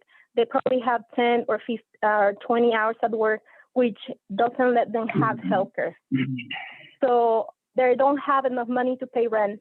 They don't have enough money to pay healthcare, but they're in the front helping everyone. They're in the supermarkets exposing themselves. I just saw a pregnant lady on a supermarket, and I was like, why are you not home? And she's like, well, I'm the only one working at home, and if I don't come to work, my family is going to be evicted. So why would a pregnant lady will have to choose between the safety of her baby and to feed the other kids? So this is what I'm living day to day. In our organization, we're helping people to apply for unemployment. And I have seen this day to day. And with Invest in San Diego Families, we're aiming to try to get this to an end, because people really need to get good healthcare and good wages. Thank you. Thank you. Our next speaker is 1156. Sí, buenos días. Mi nombre es Marta Orozco y soy voluntaria en Employee Rights Center. Voy a necesitar traducción, por favor. Good morning. My name is Marta Orozco, and I'm a volunteer at the Employee Rights Center. Y estoy ahorita hablando por Invirtiendo en las Familias de San Diego. And I'm calling on behalf of the Invest in San Diego Families Coalition. Ok. ¿Estamos trabajando expuestos? We're working exposed. No hay protecciones suficientes, no hay apoyo en la salud. There's not enough protection. There's no support when it comes to health. ¿Qué pasará si uno se enferma o se lastima? ¿Quién nos va a ayudar con esos gastos, con esta emergencia? What's going to happen if somebody gets sick or gets hurt? What's going to happen with that medical debt? Y ni siquiera están mejores los salarios, ni siquiera están mejores los horarios de trabajo. And it's not like we're getting paid more or we have more hours or better hours. ¿Hasta cuándo vamos a tener seguro médico? ¿Hasta cuándo vamos a tener un full time? ¿Y hasta cuándo vamos a estar esperando que nos despidan? Until when are we going to have health care for all? Until when are we going to be able to have full time? Or until when are we going to be let go? Porque si te enfermas o te lastimas, te mandan a tu casa y no les interesa el daño que tengas. Y yo no puedo aplicar para desempleo. They just send you home and they don't care about what happened to you. And I can't qualify for unemployment. Si somos trabajadores inmigrantes que estamos ahorita expuestos a la injusticia y a cualquier daño, a cualquier contagio. We're migrant workers who are being exposed to danger and to being getting infected by the virus. El que digan que somos trabajadores esenciales no nos ayuda a pagar la renta, no nos da comida en la mesa y no nos da seguridad en nada. The fact that you call us essential workers doesn't guarantee that we can afford to pay our rent. Ojalá lo piensen mejor y de verdad nos ayuden. I hope that you reconsider and that you definitely help us. Hagan su trabajo. Gracias. Please do your Que tengan buen día. Have a nice day. Thank you. We have another Spanish language speaker on the line, 0466.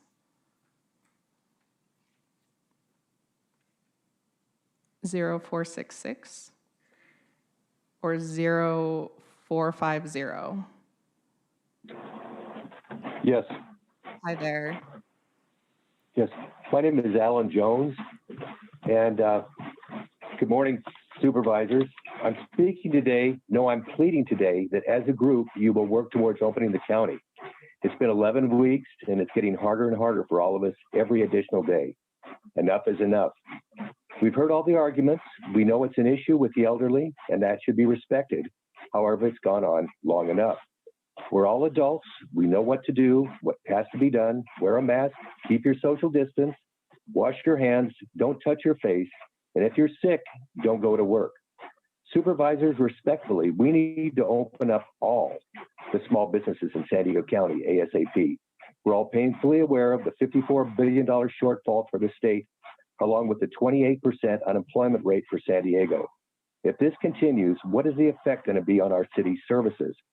Let's open up the county now, and let's start working as a county, as a country, to stop the shortfall. Let's turn this thing around now.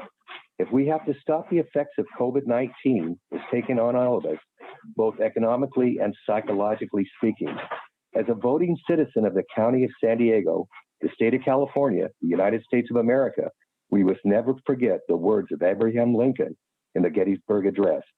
We're a government by the people, of the people, and for the people. Let's open up the county now for the people. I fully support the accelerated program. Thank you, supervisors. Thank you. The next caller is 0054. I believe it's a Spanish language speaker. I don't believe. Enter your participant ID followed by pound. Otherwise, just press pound to continue. Hi, 0054. You have joined the meeting as an attendee and will be muted throughout the meeting.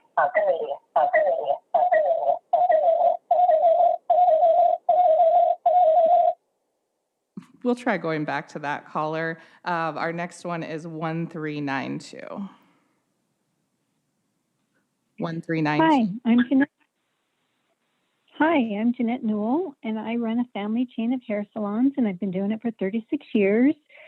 There's a misunderstanding how our profession operates. Therefore, I believe we're misclassified as unsafe. We're governed under a board who has always set very high sanitation standards. We have an inspector that strictly enforces those standards. We disinfect our tools before we use them on every client. It's mandated we use a hospital grade disinfectant that kills everything, including the AIDS virus. We disinfect our hands before every client. And we're going to go a step further, and we're going to disinfect all of our chairs after every client. That includes our haircutting chair, our reception chair, our shampoo chair. Most of the businesses don't do that. Not even doctors and dentists' office do they disinfect the reception chairs after every single client. Waiters don't wash their hands between every customer, but we do. We also have a one-to-one ratio between client and employee. That makes us better able to enforce the safety protocols. Our small size also makes us better able to enforce safety protocols. We can glance around our salon and see if somebody's not following the safety protocols, and we can immediately address that problem. If they get too crowded, we ask people to go wait outside. Most businesses don't have that. You go into a box store, once their customer goes into their business, their customers are pretty much unsupervised roaming their stores.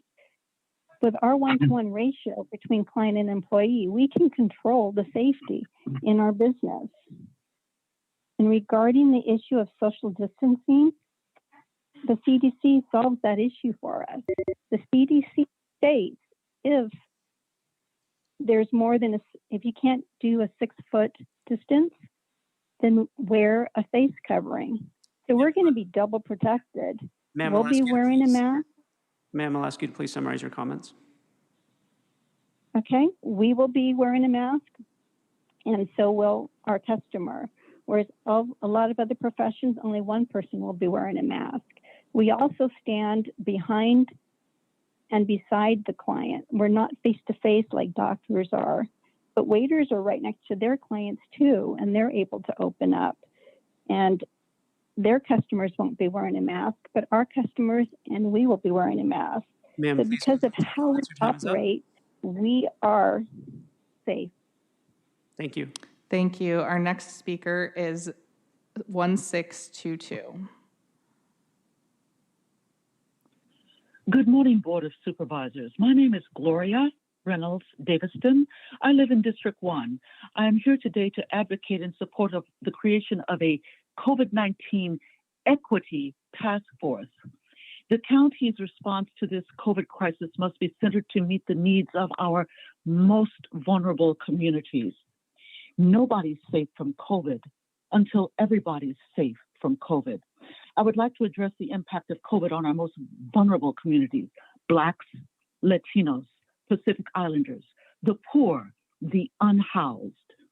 These groups are more likely to live in densely populated areas because residential housing segregation and may find it difficult to practice social distancing.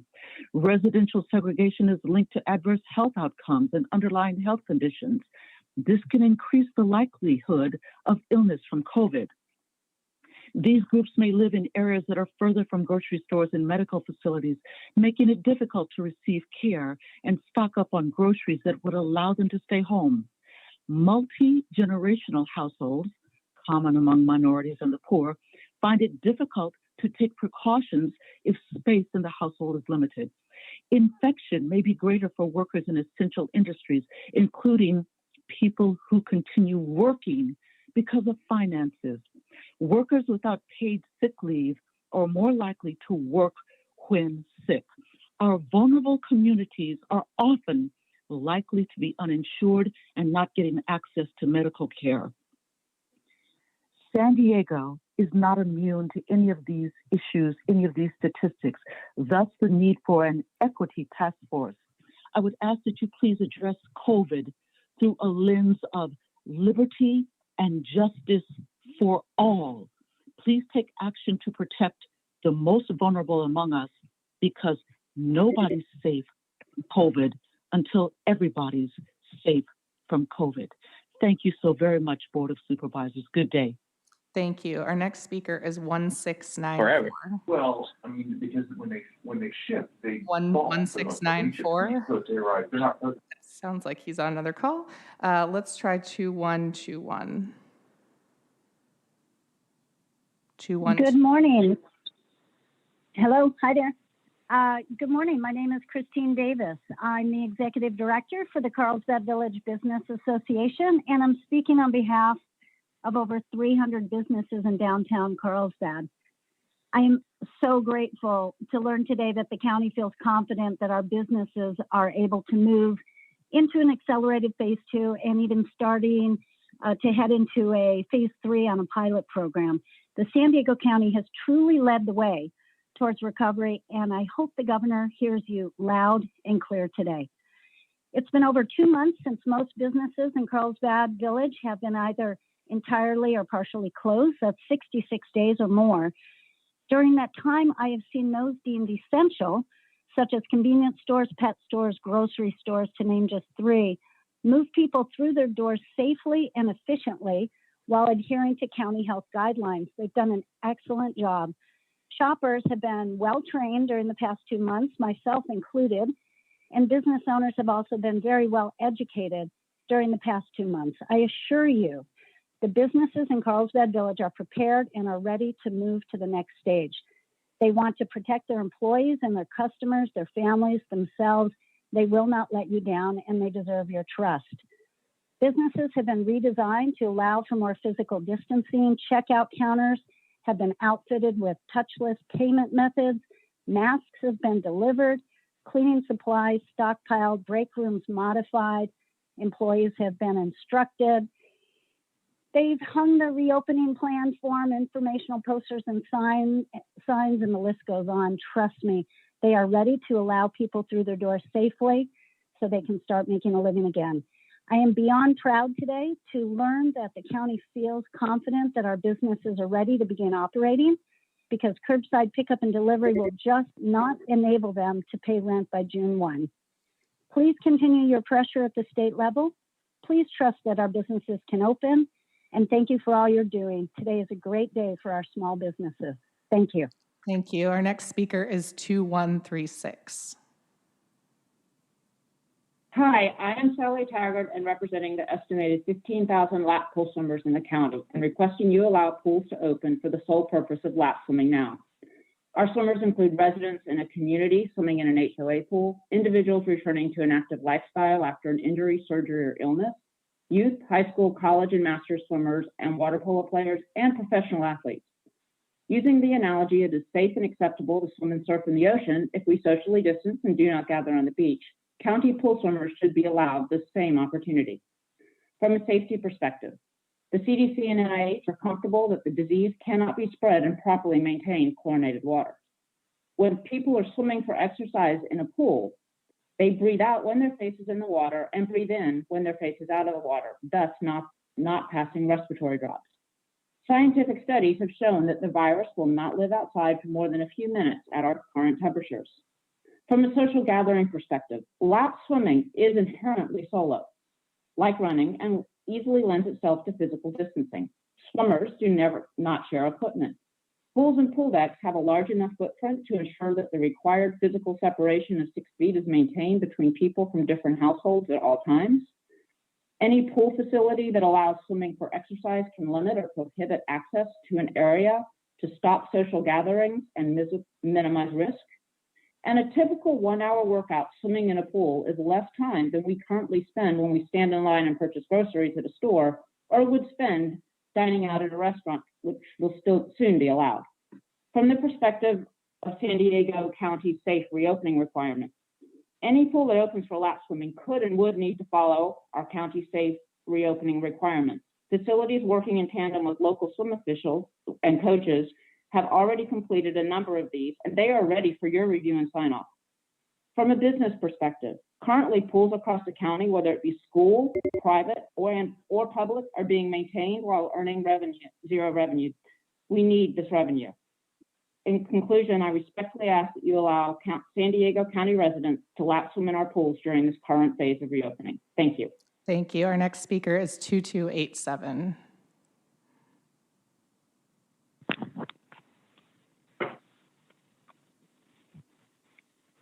Yes, hello.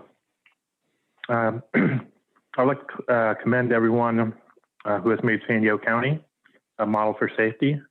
That's an awesome accomplishment. Sir, if you could please state your name for the audio record. Yes, Matthew Lecomte.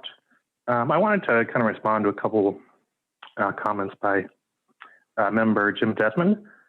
I'm just going to use the statistics that he used as well.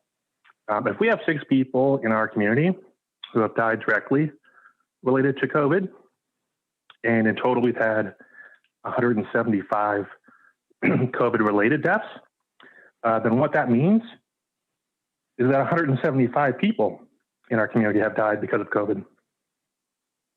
You know, my condolences to their friends and family. You know, it's understandable to want to reopen our way of life. You know, I have that desire myself. But it would be irresponsible to continue down a path that tries to understate the potential for harm from this virus. You know, this virus is not done with us. You know, I respect the virus, and that helps keep us safe as possible. And I would ask all the members of the leadership to unite and do the same. Thank you. Thank you. Our next speaker is 2438. Good morning. My name is Esmeralda Flores. I'm the Immigrant Rights and National Affairs Advocate for the ACLU of San Diego and Imperial Counties. The ACLU is a proud member of the Invest in San Diego Families Coalition. We're here today to urge the Board of Supervisors to develop a COVID-19 equity task force comprised of local city leaders, nonprofits, community stakeholders, academics, and healthcare providers. The mission of this task force will be to assess and offer recommendations to address the impact of COVID-19 in vulnerable communities, especially Black, Latino, and Pacific Islander communities, and the impact on people who are unhoused. This task force can help save lives. By centering our collective response and meeting the needs of the region's most vulnerable communities, we can ensure an equitable and efficient process that is inclusive of all San Diegans. In San Diego County, we know the virus is having a disproportionate impact on communities in the South Bay. We also know that the workers deemed essential during this time are more likely to be Black and brown and in low wage, no benefit jobs. We call on our county government to have the courage, conviction, and humanity this moment requires, and to ensure that racial injustice and equity issues are acknowledged and addressed in our region's response to COVID-19 and our recovery. Oakland, New York, and other cities have created task forces to examine the impact of racial and health disparities in their COVID-19 responses and recovery efforts. A COVID-19 equity task force will help us identify opportunities to address pre-existing disparities that make people more likely to become seriously ill or die from COVID-19. The task force will also ensure that communities hardest hit by the pandemic and impacted businesses owned by people of color and women receive the help they need to recover. What we know is problematic. What we do not yet know is potentially even more devastating. We reinstate our call for the county to collect additional demographic data, including but not limited to race associated with COVID-19 testing, confirmed cases, hospitalizations, and deaths. Data collection is essential. We cannot manage what we do not measure. As conversations take place about reopening, we must ensure those centric equity as well. We also ask that your daily updates provide specific information about the unhoused and incarcerated populations, including testing, confirmed cases, hospitalizations, and deaths. On behalf of the ACLU, thank you for your public service and for your leadership. Thank you. Our next speaker is 2587.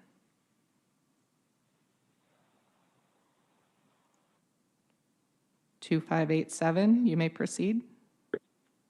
Hello, good morning. This is Carlos Hernandez.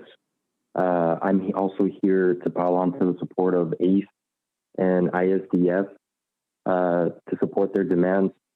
As right now, San Diego has a great moment, a great opportunity to provide leadership to other cities in the state, if not in the country, to provide assistance to its most marginalized communities and provide assistance to its workforce, who without it, we wouldn't have anything that we have here in the city of San Diego. We really do thrive on the labor of the people that are impacted the most at this moment. And I believe San Diego cannot let them down, especially during their hardest hit times. And I also want to voice warning, not disappointment, but warning against opening businesses. Because if someone wants to sell me a chocolate bar and tells me, hey, there's a 10% chance of it being poisonous, but don't sweat it, you know what, I'll just make it 5%. I'm still not going to buy that chocolate bar. I don't want to take any kind of risk. If it means my life, my neighbors' lives, my grandparents' lives, my peers' lives, it's not a risk that we can take. Thank you for listening. Thank you. Our next speaker is 3803. Yes. Thank you, supervisors, for having this meeting. My name is James Riley, and I have a small massage salon. Let me, first of all, ask that you include in your accelerated phase all salons, including massage, foot, and hair. The salons prior to this COVID epidemic all had hand sanitizers with alcohol before and after each client. They changed and bleached all sheets and towels after each client. The foot massage basins were sterilized after every client. There was literally no germs present in any salon, hair, massage, or foot prior to this epidemic. New steps that we are prepared to take is all therapists going to an antibody test prior to their employment. The entire store cleaned and sanitized 4 times a day. All therapy rooms cleaned and sanitized after each client. This is in addition to what we've already been doing. All therapists to wear masks at all times with clients. All clients to receive a temperature check upon entry before they come in to get a massage. All clients to wear masks while on the spa premises. Only one client in the lobby at any one time, and only one client in a massage room at a time. No more couples massages. All therapists to get a COVID-19 test bi-weekly to ensure that they continue on. Supervisors, this procedure will make our business among the safest of all small businesses, far more so than any department store, any restaurant, or any big box store. I thank you very much for listening, and I hope you'll take this really seriously in your consideration for including in the accelerated plan. Thank you. Our next speaker is 2749. Yes. Hi. Good morning, board members, supervisors. My name is Victor Valle. I'm from National City, and I'm calling today. This is the support of cancellation of the rent and the mortgage, especially here in National City. I'm a National City resident, and it's been hit hard with this COVID-19 pandemic. So I believe that I'm in support of cancellation because of hard times for everybody looking for a job or having a job. And also I believe that in the San Diego budget, it should be a priority of safety of the people. And so hopefully that you guys consider the cancellation during this COVID-19 cancellation of the rent and mortgages, so that we can help the people that work or they're looking for jobs or they have hard times right now as to paying the rent or the mortgage. Thank you very much. Thank you. Our next speaker is 9863. Maybe I'll take it. Sounds like she's on another call. Let's move on to 3343. Hello, everyone. This is Teresa Knopka, live in San Diego. I just want to thank the supervisors for all their hard work and urge you to please reopen. If someone is not comfortable leaving their house, if someone is not comfortable without a mask on, they're free to make decisions for themselves. But I urge you to please stop this unconstitutional stay-at-home order. There's a lot of young people who don't interact with elderly, don't interact with young kids, that their childhood, their friendships, their social life is being ruined. And I say, please let adults make decisions. If they're comfortable going out, let them go out. If they're not comfortable, let them stay in. Thank you. Thank you. Our next speaker is 3375. Hi, this is Sarah Steinhofer with Sharp Healthcare. I'd like to thank you for the opportunity to share Sharp Healthcare's perspective on San Diego's proposed plan to progress through phase 2 of Governor Newsom's Modify the Stay-at-Home Plan. Unfortunately, Sharp Healthcare has not received the plan for review, but we look forward to the opportunity to do so. We did receive a one-page description of triggers for adjusting modifications to the plan, specifically the hospital capacity section, and would like to assist with changes as we do not find them to be either appropriate or complete. Sharp and other hospitals and healthcare providers are very knowledgeable and should serve as valued resources in this area during the pandemic. Accordingly, we're opposed to this item. Thank you. Thank you. Our next speaker is 3430. Hello. Good morning. My name is Brian Farley. I'm a San Diego native. I grew up in Carlsbad, where I still live and raise a family of my own. I graduated from and played sports at La Costa Canyon High School. I have two beautiful children that I love and support, and I volunteer my time to coach both their baseball and softball teams year-round. I know firsthand that they, as well as all the kids that I currently coach, are struggling.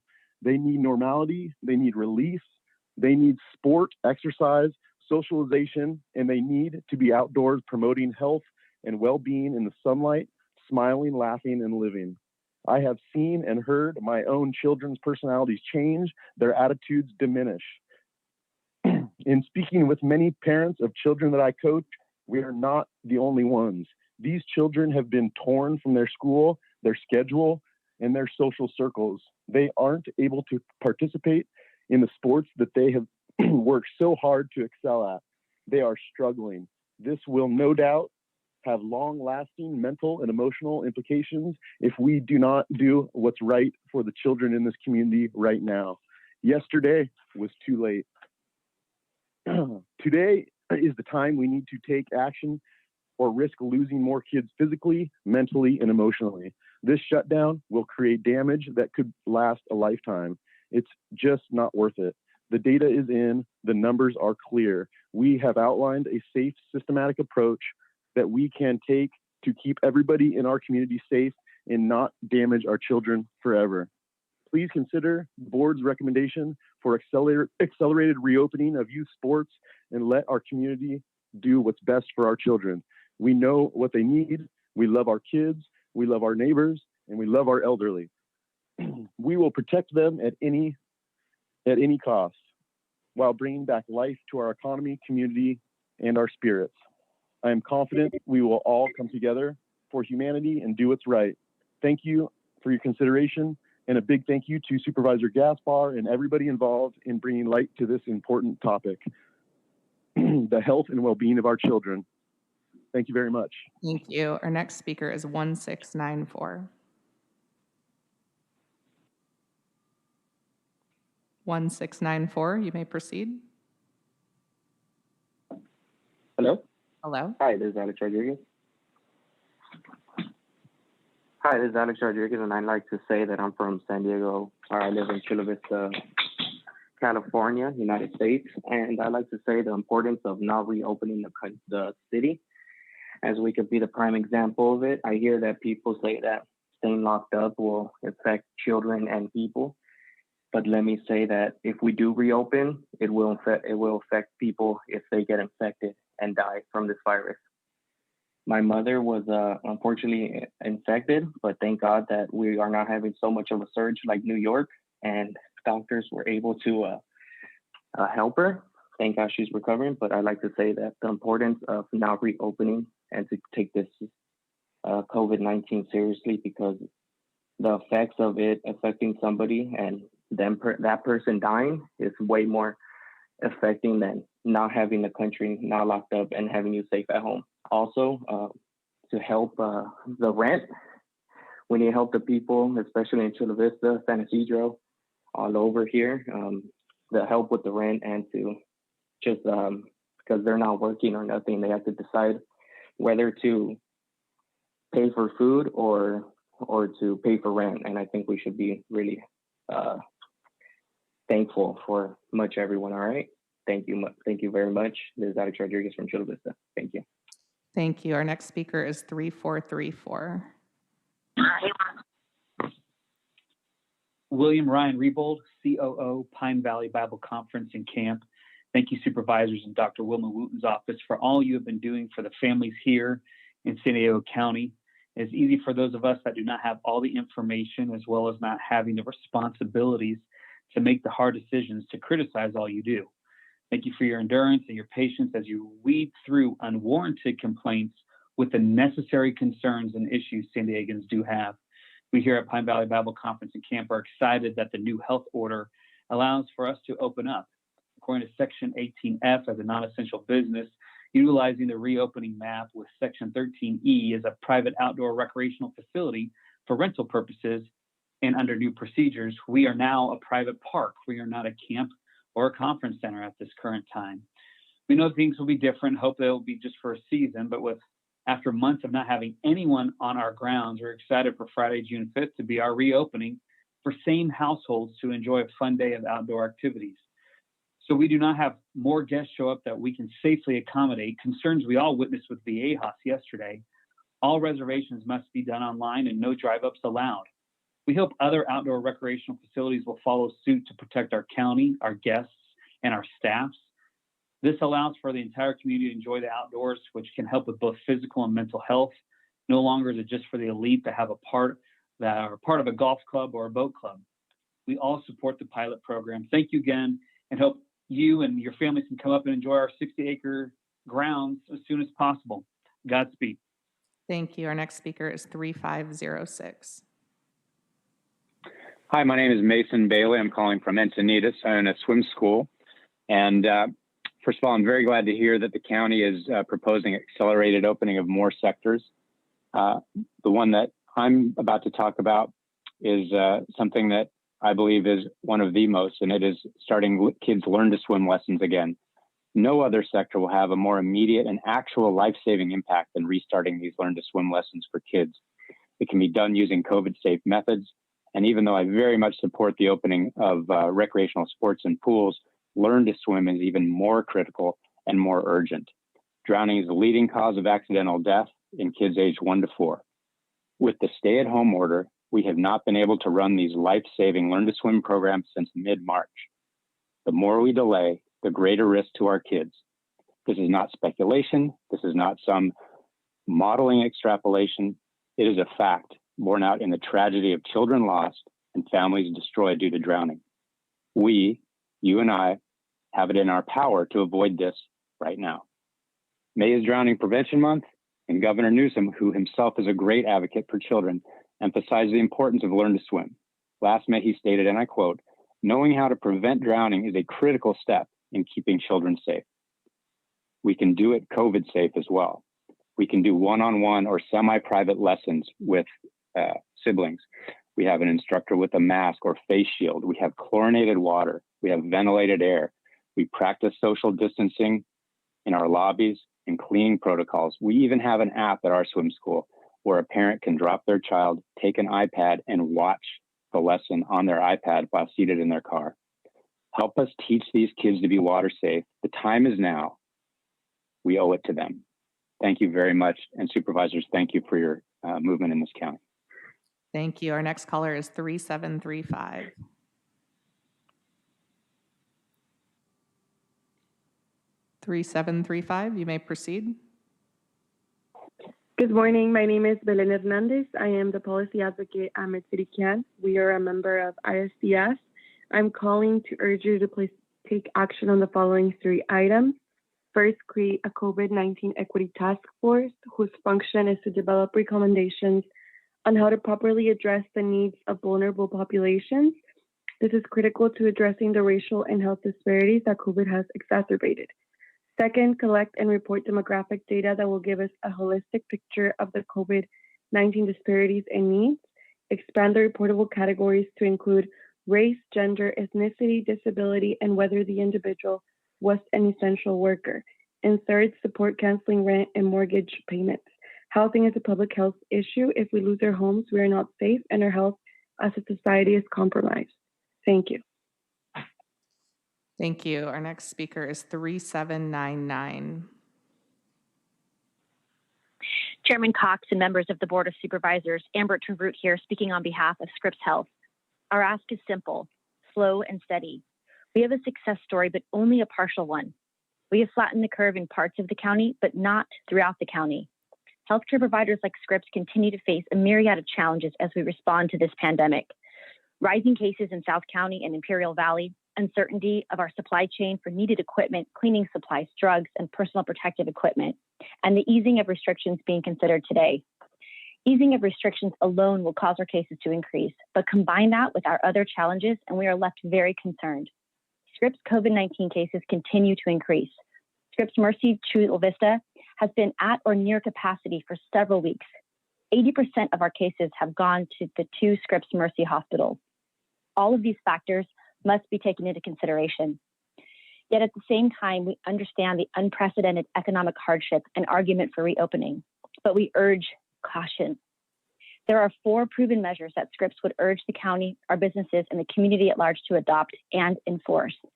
Those measures are proper hygiene, screening, social distancing, and wearing proper face coverings. If adopted and enforced, these will help. Regarding today's proposed actions, we urge your board to not move forward on the proposed acceleration for stage 2 and pilot that references other stage 3 items. Coordination between hospitals and the county and the community has resulted in our ability to successfully manage this pandemic thus far. However, for Scripps, first and foremost, our responsibility to this region is to protect the health of patients and those who care for them. Supervisors, you took swift, early action, and as a result, your leadership saved lives. We are grateful for that. And at this moment, I'd like to also offer our heartfelt gratitude to the millions of San Diegans that have followed public health protocols and shuttered their businesses at great expense. They are the reason COVID-19 has not crippled our region. We are also appreciative of the outpouring of community support, acknowledging the heroic work of our frontline healthcare workers.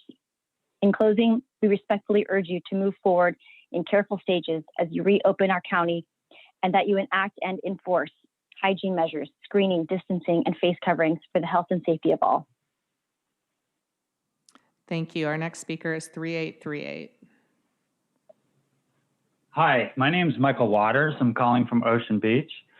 I would just like to say that, because of the fact that San Diego is one of the lowest impacted metropolitan areas by COVID-19, yet one of the highest impacted as far as unemployment, with 28% unemployment due to our highly tourism-based economy. I would like to ask for the most accelerated reopening that the County Board of Supervisors can imagine. Personally, this crisis has made me unemployed, and it has affected my children greatly. I see drastic changes like the other callers in their personalities. I also see changes in their attitudes towards law enforcement and government, and that concerns me greatly. They will be of voting age in 2 and 3 years. So keep that in mind. Also, I would just like to point out that, in the states that have reopened, they have not been experiencing any pop in cases.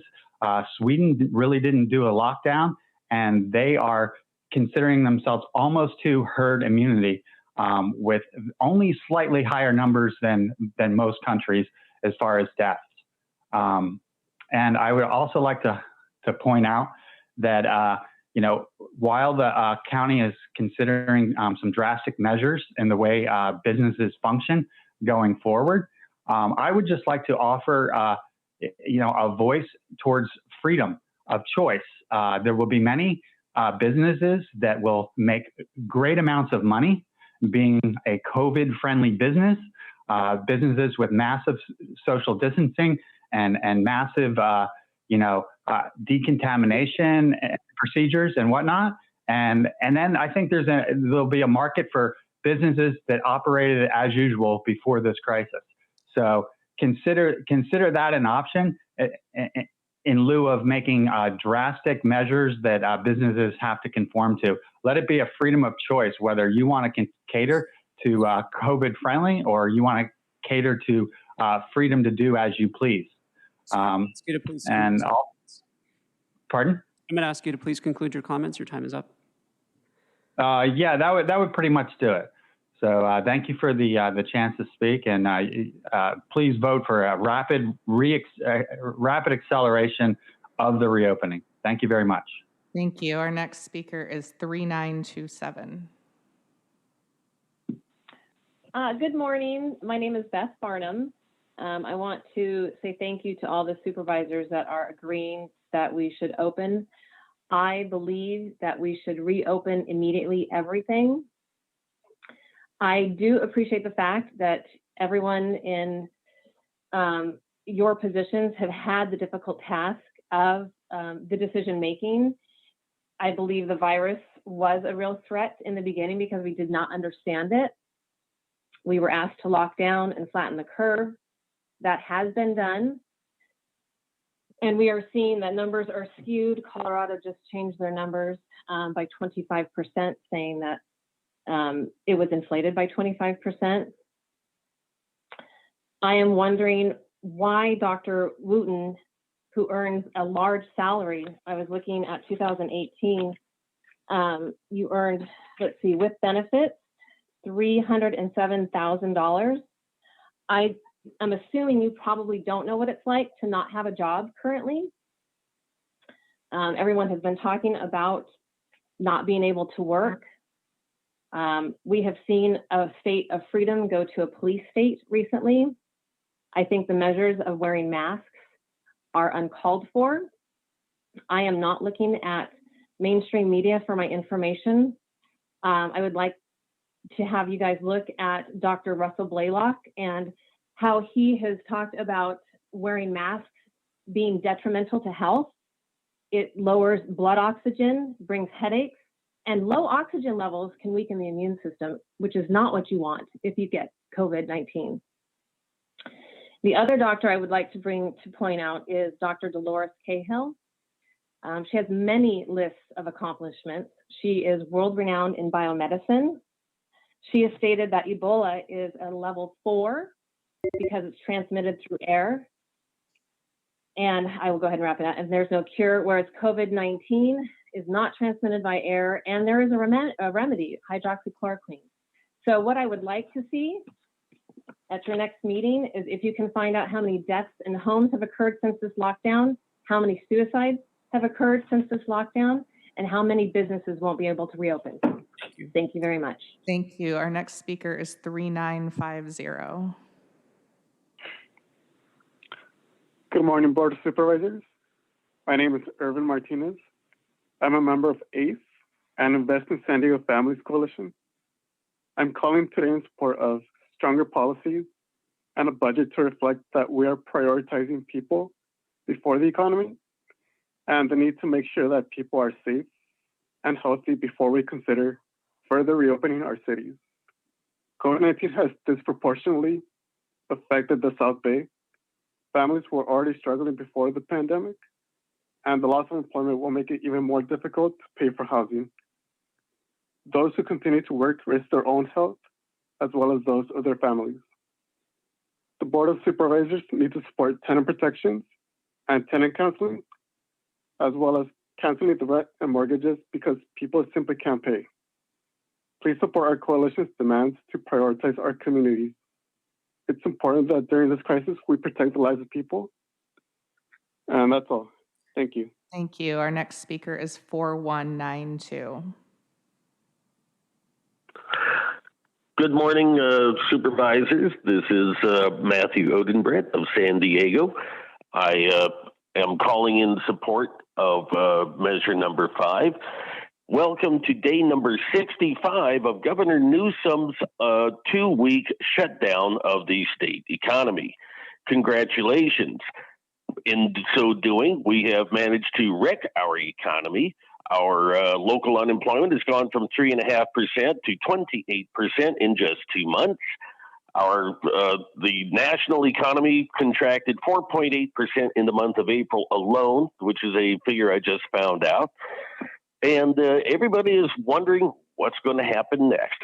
If we take a look at these numbers that have been given by Dr. Wooten, I have to question, has it been worth the damage? Okay, we have 5,900 cases in the county of San Diego. Okay, when we take a look at that in context of 3.3 million people in this county, that is 0.17% infection rate. The death statistics, 211, amounts to a per capita death rate of 0.0063%. That's 6,000 of 1%. Has it been worth wrecking the economy? I am calling as a landlord as well. I live in one house. I rent out 2 other houses. I have mortgages to pay. I have renters that have, I have one renter that is leaving, and I can't find a qualified renter to go into my rental property because everyone is on unemployment. I have no guarantee that their unemployment will last longer than a couple months. I have no guarantee that they will go back to work because so far as I know, the businesses where they were employed at have been shut down and will never reopen. So let's reopen this entire economy and let's get everyone back to work because this is not, this pandemic is not as bad as everyone purported it to be in the beginning. When it comes to the face masks, with respect to Dr. Wooten, requiring everyone to wear a face mask 2 months into a pandemic is kind of like requesting that you wear a condom after the girlfriend is already pregnant. That concludes my remarks. Thank you for your time. Thank you. Our next speaker is 4237. Hi, my name is Tom Premish, and thank you for the time for letting me speak today. I wanted to say that we've come together over the last 2 months to address this horrifying disease and how it will overwhelm our bodies and our hospitals. But now that we have the threat understood and under control, I'm really glad that the board or the supervisors are looking to move forward with opening up the community. We've allowed our fears to let our freedoms be taken away. Ben Franklin once said, "Those who give a essential liberty to purchase a little temporary safety deserve neither liberty nor safety."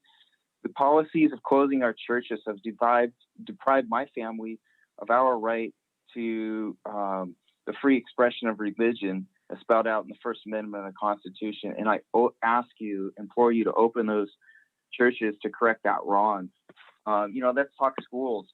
Right now, schools are less than half time. Classes are optional. Grades are fixed and can't go down. What do kids have to do? I don't know if any of you have seen the viral video of cliff jumpers up in San Elijo. Right now, kids are finding their own things to do. The county needs to allow businesses to open so kids can have something to do to stay out of trouble. It's the right thing to do. My son, he likes to play baseball, but his baseball gym, Big Fly in San Marcos, is closed. And it has been closed by the governor. He's losing motivation in school. And why are we letting a governor 500 miles away tell us how to use our resources to run our lives and businesses and ruin our freedoms? Health code enforcement is meant to shut down problematic businesses when evidence exists they're harming a community. But now county officials have closed businesses that have done nothing wrong. You want to beat COVID? Stay healthy, get exercising. Gyms should open immediately to improve our chances. So I ask my representatives to take a stand for the freedom, my neighbor's freedom, and businesses in our lives, and vote to open this county fully so we can get our lives back and our businesses restored. Thanks for your time. Thank you. Our next speaker is 4728. Hello, my name is Sylvia Saldivar, and I'm an organizer at ACE, and I'm part of the Invest in San Diego Families Coalition. It is dire that we protect everyone during COVID-19, and we do not prematurely open the county and put people's lives at risk. I'm a first-generation student in a household of 5 who has been the only one to be able to keep her regular hours at work while transitioning to school online. I'm very blessed to be able to help my family out with my paycheck, but I worry about getting sick at any time. Especially since I am immunocompromised, I worry about what my family would do if I were to get sick, especially with the very little resources offered right now. I urge the Board of Supervisors to prioritize the people because no one is disposable. Not the ones that can't pay the rent due to the pandemic, not the immunocompromised, not the single parents, and not the undocumented folks in the community. We need to cancel rent and mortgages now because if someone is forced to choose between food and rent, like many currently are being forced to, then we know the supervisors are not doing enough and action needs to be taken now. Thank you. Thank you. Our next speaker is 3640.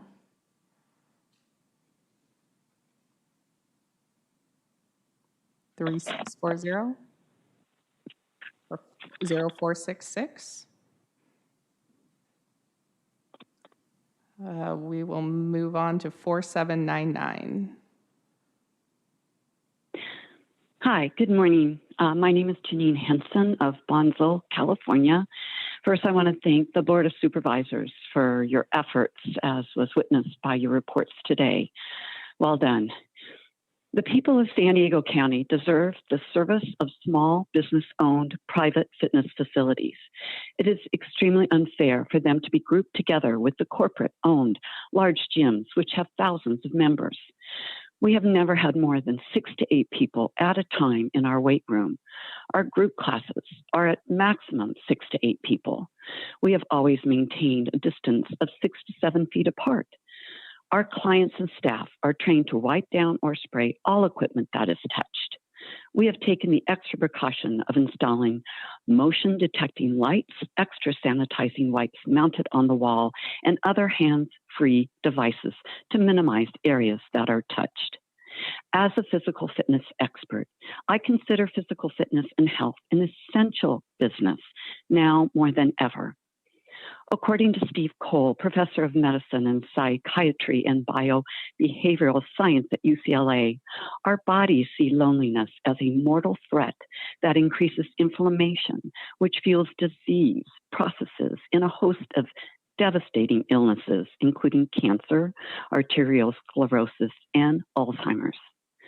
Dr. Heidi Hanna, brain health and stress management specialist, states that suicide hotlines have increased by 900%.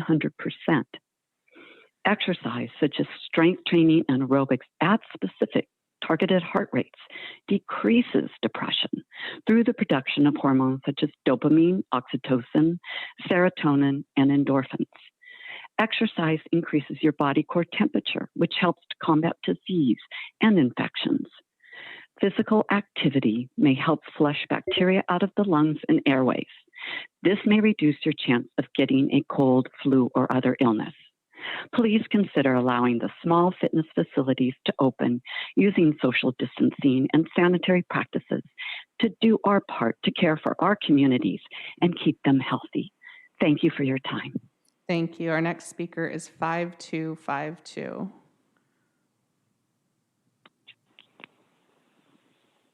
Speak Spanish? Yes, we'll unmute the translator for you also.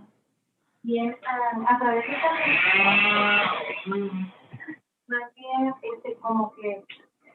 Si quieren empezar. Sí. Mi nombre es Lorena Guzmán. Estoy apoyando invirtiendo a las familias de San Diego. Esta pandemia me ha afectado, no tengo trabajo. Mi esposo nada más tiene trabajo y sale día a día con riesgo de contagiarse. Es difícil acceder el... So my name is Lorena Guzman. I'm supporting the Invest in San Diego Families Coalition, and I'm calling in because currently both myself and my husband are unemployed. Si quiere continuar y nomás pause para repetirlo. Ajá. Fue difícil acceder al desempleo y no sé si el día que acabe la cuarentena, no sé si tendré otra vez trabajo. Y por eso hoy le pido que nos proteja. It's been very hard being on unemployment, and I don't know how long this quarantine is going to last. So it's really important that you support us during this time.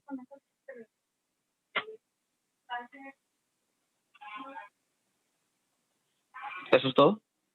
Sí, y por eso les pido que nos protejan a todos los trabajadores con ayuda para las rentas y seguro médico. Sí, es todo.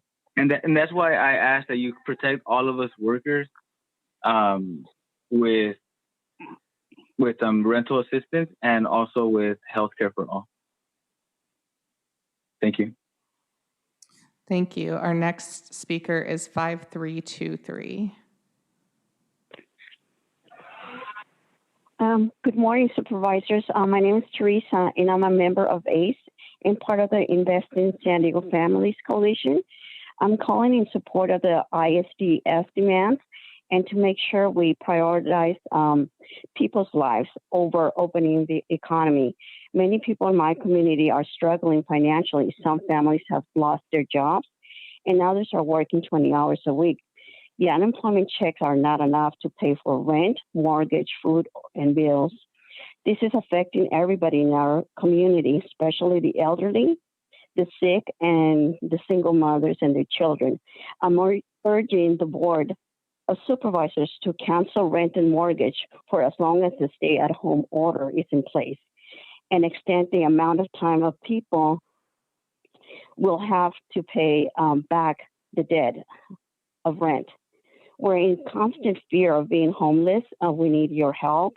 Please do your job and do the right thing for our families. And let's try to be kind to each other and be united. Thank you. Thank you. Our next speaker is 5375. Christina Avalos, researcher in academia. Thank you so much for taking my call. I'm asking you to I'm asking you to consider rescinding the mandate of wearing a mask outdoors in public places and perhaps implement a PSA that states that mask wearing is recommended by the CDC, which then allows it to be a personal choice.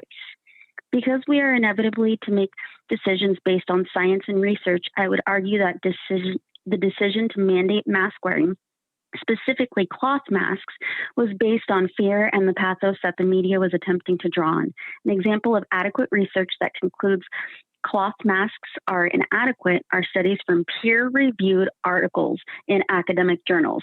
For example, the article titled Management of Swine Flu Outbreak and its Treatment Guidelines specifically concludes that a distance of minimum of 6 feet must be kept, especially when sneezing or coughing, and nose and mouth must be covered with a single-use tissue while sneezing or coughing, and the tissue must be disposed of.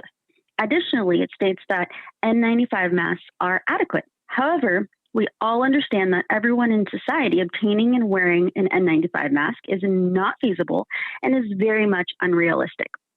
Another study, again, peer-reviewed in an academic journal titled Non-Pharmaceutical Measures for Pandemic Settings, concludes that there is no significant reduction in viral transmission with the use of cloth face masks. This study also includes the findings of 10 other studies, which conclude, again, that there is no significant reduction in viral transmission by wearing a cloth covering, face covering. So what do we do? Where do we go from here now that we can see that everyone is wearing a face covering that is in fact not stopping the spread? Both studies conclude that hygiene, such as hand washing and as mentioned before, covering your cough or sneeze with a disposable tissue, is much more effective than the false sense of security that cloth face coverings provide. Thank you so much. Thank you. Our next speaker is 3640. Thank you. My name is David Garcias. I am the president of SEIU Local 221, representing about 11,000 county employees. We are on the front lines of the COVID-19 pandemic here in San Diego. Today, we are standing with our Invest in San Diego Families partners to demand creating a COVID-19 equity task force. As a union, SEIU has been clear at the local, state, and national level that our path to recovery means we must double down on our responsibility to combat inequality, build up our communities, protect the most vulnerable, and support the frontline workers who are essential to our recovery. San Diego County must develop a COVID-19 equity task force to address the impact of COVID-19 for the unhoused, for Black, Latinx, Pacific Islander, and vulnerable communities. We must take action to protect those most vulnerable to the devastating impact of COVID and flatten the curve of inequality. And frontline workers deserve more than just praise in the fight against COVID-19. It's time to invest in protecting us. We are the economy. Invest in policies to help us all thrive. When this crisis is over, we are going to measure the success of the county not by the amount of money in the reserves, but by our actions we have taken to promote equity in investments in healthcare, economic opportunity, and the safety net. We urge you to develop this task force. Thank you for your time. Thank you. Our next speaker is 5424. Good morning. My name is Lisa Megacy. I support the reopening of San Diego immediately. We have flattened the curve, our hospitals are not overwhelmed, and the science and data does not warrant a lockdown for an illness with a near 99% recovery rate. Quarantine people who are sick, at risk, such as the elderly or immunocompromised, or those who desire to remain home. The healthy need to return to living. Open all businesses, churches, parks, beaches, schools, hotels, etc. remove the mandatory mask order and make them optional for those who choose to wear one. A neurosurgeon, Dr. Blaylock, stated that wearing a face mask can help coronavirus enter the brain and pose more health risk. Being isolated in our homes and wearing a mask while in public are two of the worst things we can do to support a healthy immune system. Not to mention, most non-medical masks and facial coverings do absolutely nothing to protect you from the virus because the particles are nano-sized. In addition, this lockdown is negatively affecting the mental health of adults and children. Our constitutional, God-given rights are being infringed upon by our governor. We are adults and can make informed decisions on what is best for our families. Finally, people should oppose mandated contact tracing, testing, and vaccines. These actions are unconstitutional. This is America. If it's mandated, are we truly free? We must all take a stand and rise above government overreach. We, the people, want our lives back now. Thank you for your time. Thank you. Our next speaker is 6044. Good morning. Thank you for taking my call. My name is Courtney Nelson. I have an almost second grader and a kindergartner in the San Marcos School District. I'm also a nurse at UCSD Health. I'm speaking this morning to ask for your help in encouraging the school boards to reopen schools 5 days a week for the 2020-2021 school year. I have been blessed during this trying time. Even though my husband and I are essential workers, we have family that has been willing to step up and fill in the gap. This is not a plea for my family. It is a plea for the lower socioeconomic students. All who have already have low success rates, understanding, and comprehension of the state standards in education. The inequalities of these mandates, i.e. distance learning, will continue to further the gap between the rich and the poor. School leaders have the power to make a difference in our community. If families choose not to enroll their schools, that is their right. However, taking away full access to mandated reporters, regular educational opportunities, and a safe place for students is not fair to those families. Please encourage school board leaders to make these things available for families 5 days a week. I am a nursing supervisor in an oncology clinic, and I am fully aware of the risks that it presents. As of our last report out, UCSD has tested 3,000 employees for COVID-19, and to date has had one positive employee. The take home of this statistic is that masking, hand washing, and good screening actually work. As a supervisor, I had to implement these systems myself. It was not easy. However, when I have patients that need chemotherapy to save their lives, the work is worth it to protect them.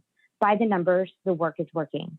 Schools have a chance to do the work to make schools a safe place for staff and students, and to give students a chance to get the services they not only need to survive, but also to thrive.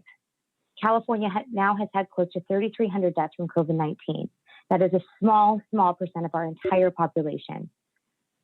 Thank you for your time. Thank you for your consideration. And please know that as leaders, you are in my prayers.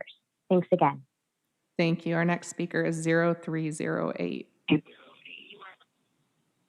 Hi, my name is Christy, and I'm calling on behalf of ACE and Invest in San Diego Families Coalition.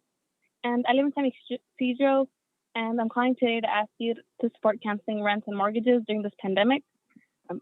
As a full-time college student, I worked a part-time job to help my family pay the rent. And due to the coronavirus, I'm no longer working. And my mom also has lost her job, and her brother just found out he'll be laid off as well. So although there is a moratorium in San Diego, it is not enough, and there's no way we'll be able to pay back everything in time if we're not working. So nobody should have to choose between food or rent. And we need you to invest in protecting tenants. We need real tenant counseling, and we need to invest in education and outreach to make sure everyone knows their rights. So please cancel the rent and mortgage payments and support the ISDS demand. Thank you.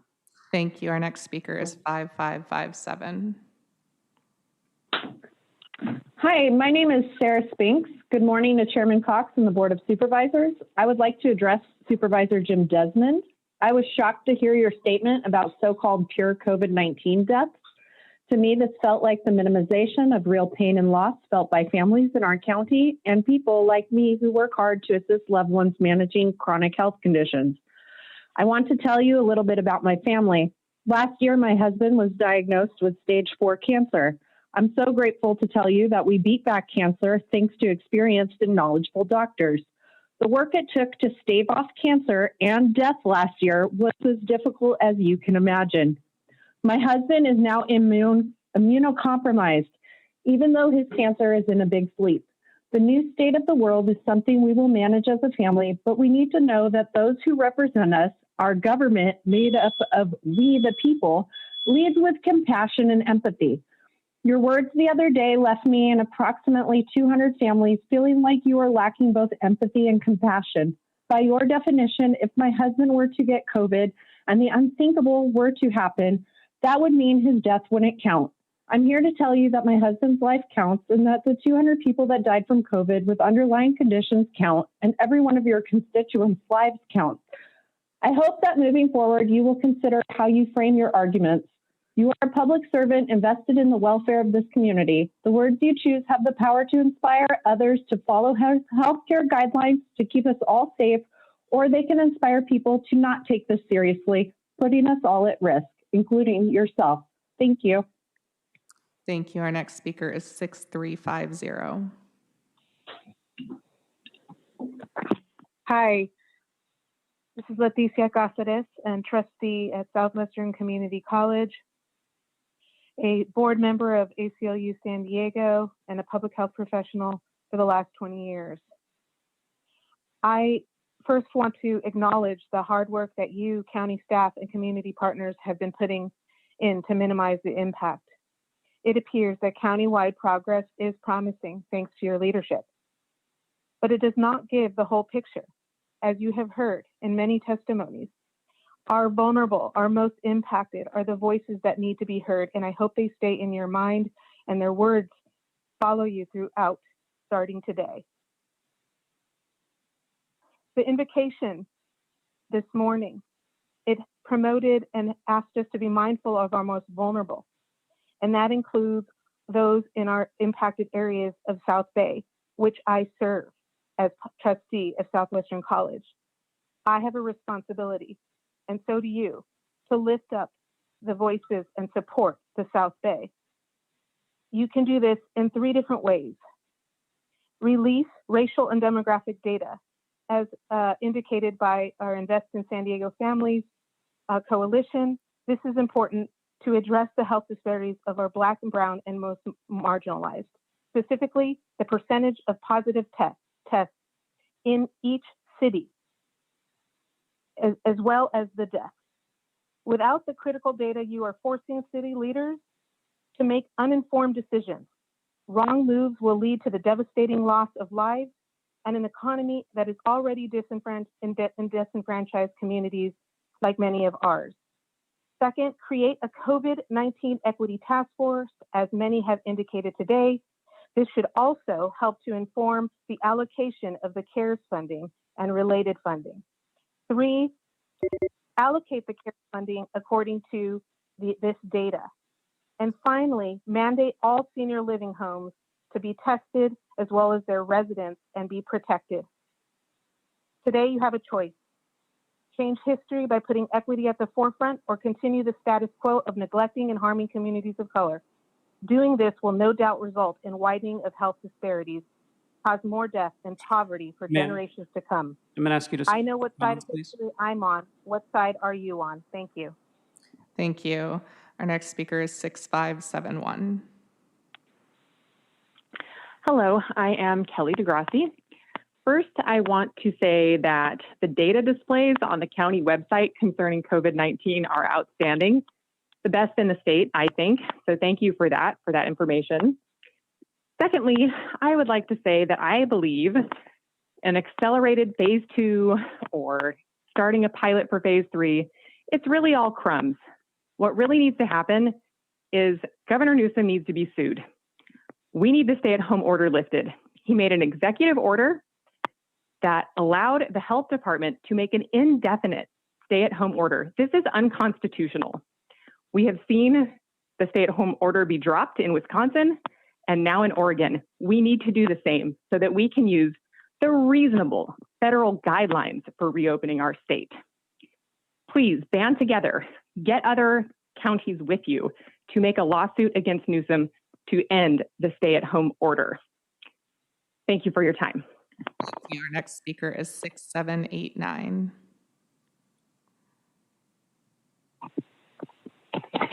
Hi, good morning. My name is Patricia Mendoza. I'm a member of ACE and the Invest in San Diego Families Coalition. I'm calling. Can you hear me? Yes, we can Hello? hear you. Oh. I'm calling to ask you to please support the ISDF demand and that you think of people like me and my kids before you consider reopening the economy. I live in Imperial Beach with my 2 kids. Before this pandemic, I was working for a non-emergency medical transport company called Right Away Transportation. I'm a hardworking single mom. I've always worked hard to make sure my kids have everything they need, especially a roof over our heads. I've never been late or missed any rent payment until now. It's been extremely hard. I lost my job back in March. I haven't been able to pay my rent since, so I haven't paid April or May. Last week, I got an email from my apartment manager reminding me that I owed $3,000, and she's asking for a move-out date. This is considering that I submitted a letter explaining my situation and provided supporting documents like the eviction moratorium requires in Imperial Beach. How am I supposed to pay if I'm not working? Even though there's a moratorium, it's not enough. I will never be able to catch up.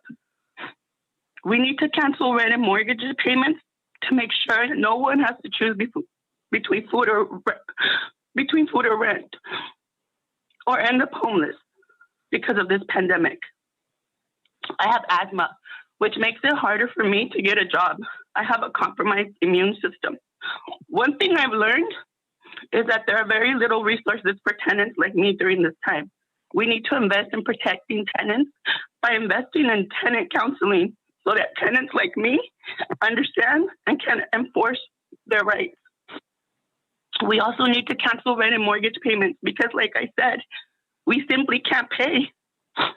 Many of us are already struggling, living paycheck to paycheck, trying to keep up with the rising cost of rent. Now, with no work, things are getting worse. Ma'am, I'm going to ask you to summarize your comments, please. Your time is up. I don't want to tell my kids that we're going to be homeless in 2 or 3 months from now. So please, I urge you to protect tenants, cancel rent and mortgage payments, support the ISDF demands. Thank you so much. Thank you. Our next speaker is 7160. Hi, my name is Naomi Israel Soria. I'm a San Diego native, and I'm also the woman who has been holding the San Diego and LA freedom rallies. I am facing potential jail time and fines for standing up for my God-given inherent rights. I'm calling to voice my concern with the COVID lockdown. I watched Nathan Fletcher and Newsom discuss the possibility of opening with phase 2. Phase 2 is not good enough, and the new restrictions are unattainable for most businesses. We need to fully open and give the free will back to the people. If you do not want to enter those businesses, that is your choice. But it is not reasonable to expect everyone to lose everything they have worked their whole life for a security blanket of keeping everything shut. Masks go against ADA, American Disability Act. People have invisible illnesses and injuries. Dr. Blaylock says masks do not work. CDC says masks do not work. The government is depriving the rights of citizens under color of law. 1/3 of businesses will not reopen in the United States. 55 will not rehire the same workers. 7.5 million small businesses are at risk of closing. 30 million are unemployed. We're going to spend billions to contact trace while we have child abuse, domestic violence rates, suicide rates skyrocketing, and the elderly is still in isolation. We have told people that they are not essential and their businesses are not essential. But, if your business and your job pays for food in your stomach and a roof over your head, then your job is essential and you are essential to your family. So closing and wrapping up, I just want to say, please, Greg Cox, Diane Jacob, Kristen Gaspar, Nathan Fletcher, Jim Desmond, the Sheriff Department, and Gavin Newsom, please remember your oath. Thank you so much for your time and consideration. Thank you. Our next speaker is 7570. Hello, I'm Shiloh Strawbridge, and I'm a constituent of Jim Desmond. Mr. Desmond, I call on you to apologize for your dangerous lie regarding the minuscule number of deaths that you personally choose to count when discussing COVID-19. Your remarks are a slap in the face to our trained public health experts who count 26 times more deaths than you do. When you were a pilot, these professionals did not pretend to tell you how to fly your plane, and now you shouldn't pretend to tell them how to count fatalities. Your remarks are a slap in the face to all our healthcare workers and first responders and the thousands of COVID patients they've cared for. They're a slap in the face to every family grieving a loved one lost to COVID-19. Their loved ones matter, whether they had high blood pressure or asthma or any other underlying health condition. Sir, you know that this underlying health condition ruse is a callous lie. You looked at the deaths of your fellow San Diegans and you shrugged them off. That angers me. That should anger all of us. COVID-19 is real and deadly, and it mangles the lives of its victims and their families, even if they survive. Your comments discount the grief and struggle of thousands of San Diegans, and they downplay the danger of this disease, endangering the lives of thousands more. And all this just to enjoy your moment of celebrity on Fox News. Health officials estimate that we've saved the lives of 15,000 San Diegans by having the fortitude to stay home. How many thousands of lives will be on your head, Jim? Again, I call on you to apologize. More than that, I call on you to reflect on the motto of the County of San Diego, which states the noblest motive is the public good. Instead of discounting the lives of San Diegans in a push to reopen, you should be asking, how can we support San Diegans to make it safe to reopen and until it is safe to reopen? I call on you to stop pandering to Fox News and do your job to protect the public good. Thank you. Thank you. Our next speaker is 8401. Hi, thank you for taking my call here. My name is Chris Nielsen. I'm a San Diego native. I'm a North County resident. I'm a fifth generation San Diegan, and never in my life have I ever even considered leaving the city of San Diego now. This is a serious situation that we're in, and I'm not just referring to the COVID outbreak. I think that it's obvious that since the beginning, the numbers have been off from the alleged experts and the media pundits that are delivering us information. And it's time for us to use our brains as adults and question those numbers and question if it warrants the fact that they are dragging us down into unprecedented levels of an economic collapse with 28% unemployment. That's worse than the Great Depression. This is not something that's to be taken lightly, and we're not taking the deaths of those lightly either. But let's not ignore the fact that the average age of death is around 80 years old. So the lives of the young and healthy also matter, okay? So do the elderly, but we matter as well. And those of us who have poured our blood, sweat, and tears into our small businesses and are seeing devastation financially, emotionally, physically, this is not okay, and enough is enough. We allowed for the shutdown of 2 weeks, which we were told, but now we're at day 65. Enough is enough.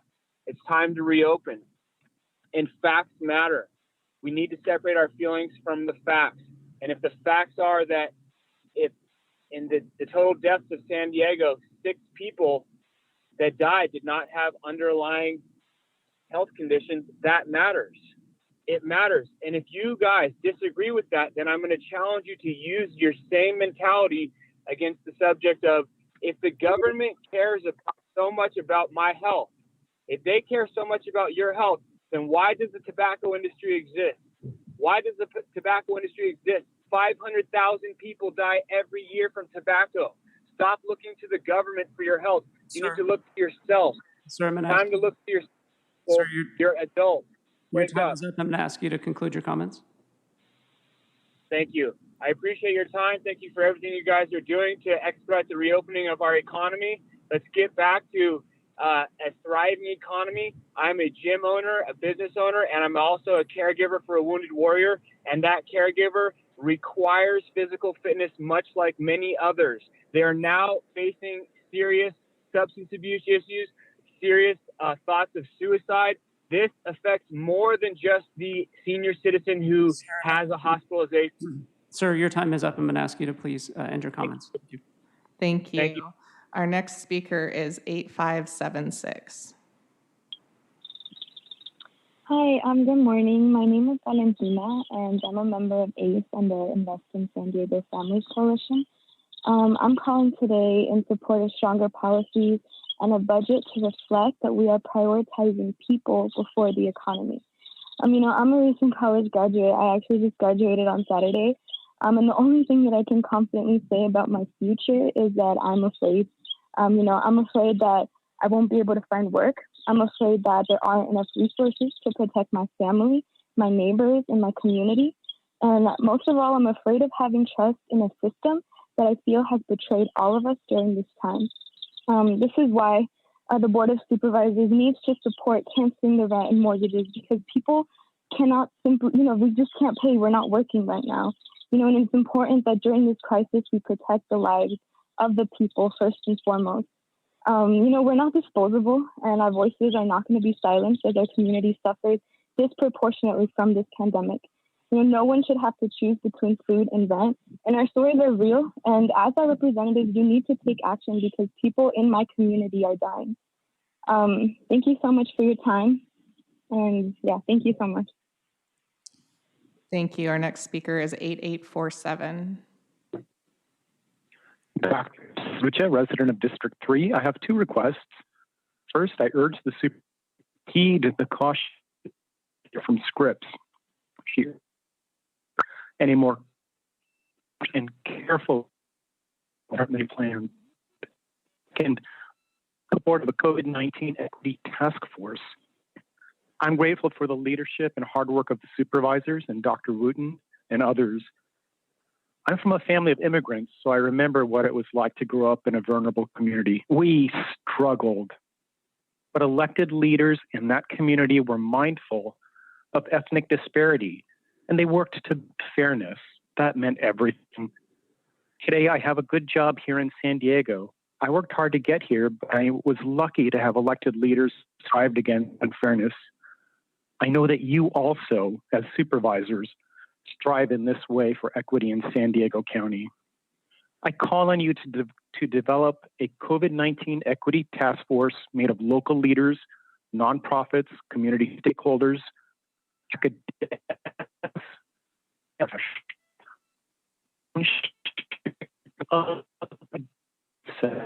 The task force can assess and offer recommendations on COVID-19 for our minority communities and also for those who are unhoused. Nobody is safe from COVID unless all of us are safe from COVID. Please support the creation of a COVID-19 equity task force. Thank you. Thank you. Our next speaker is 9006. Yes, good morning. Good afternoon. My name is Daniel Akers, and my wife and I are residents of an active senior community in Carlsbad. And we're very hopeful that the accelerated pilot program earlier spoken to will be approved and enable our homeowners association to reopen our large swimming pool and spa because they provide essential exercise and activity for many of our residents. And if so, we could certainly institute any reasonable social distancing, sanitation guidelines, and occupancy limits. With beaches, the ocean, and trails recently opened for activity-based recreation and exercise, pools such as our HOA pool could be safely allowed while applying reasonable science-based restrictions. However, my wife, a lifelong swimmer who recently had a hip and knee replacement, can't surf or swim in the ocean. In fact, even with a disabled placard, she can't easily go to the ocean to exercise because she can't park a mile away to walk to the beach. While it's great and absolutely the right first move, opening up parking at beaches and ocean access points will enable seniors such as my wife and others with mobility issues to also enjoy healthy exercise. As you know, Riverside County recently instituted reasonable science-based guidance for HOA and association pools, which recognizes the fact that an HOA pool is not a public pool subject to many of the related issues, primarily around crowd control and social distancing and sanitation. So we're very hopeful that the pilot program outlined earlier will be quickly approved and implemented so that San Diego seniors such as my wife have a safe and healthy exercise alternative. Many seniors who have maintained a healthy, active life with the benefit of pool swimming can't do that now. And if a senior loses a healthy routine, it's much more damaging for them since losing that essential healthy activity has a domino effect in other areas, resulting in less overall health and a possible loss or limiting of independence. So we appreciate very much the effort expended in drafting the pilot plan for acceleration. We're hopeful that will be approved and implemented right away. Both our children and our seniors depend on healthy activities. Opening our HOA pools and other pools for club-based activities in a science-based, reasonable manner will benefit everyone. Sir. Thanks so much for your advocacy for all San Diegans to be safe from coronavirus and have reasonable, safe, and healthy exercise in pools. Thank you. Thank you. Our next speaker is 9405. Hello, this is Patty Mason. I'm the CEO of UC San Diego Health System. Thank you so much for allowing me to speak with you today. I'm here to support the plan that has been laid out by staff and to the county. We had the opportunity to review the plan with Dr. Wooten a couple of times yesterday with our infectious disease and epidemiology experts, and we found it to be an incredibly thoughtful plan, detailed plan. We also had a chance to review it last night with the health system CEOs in the region, and I think I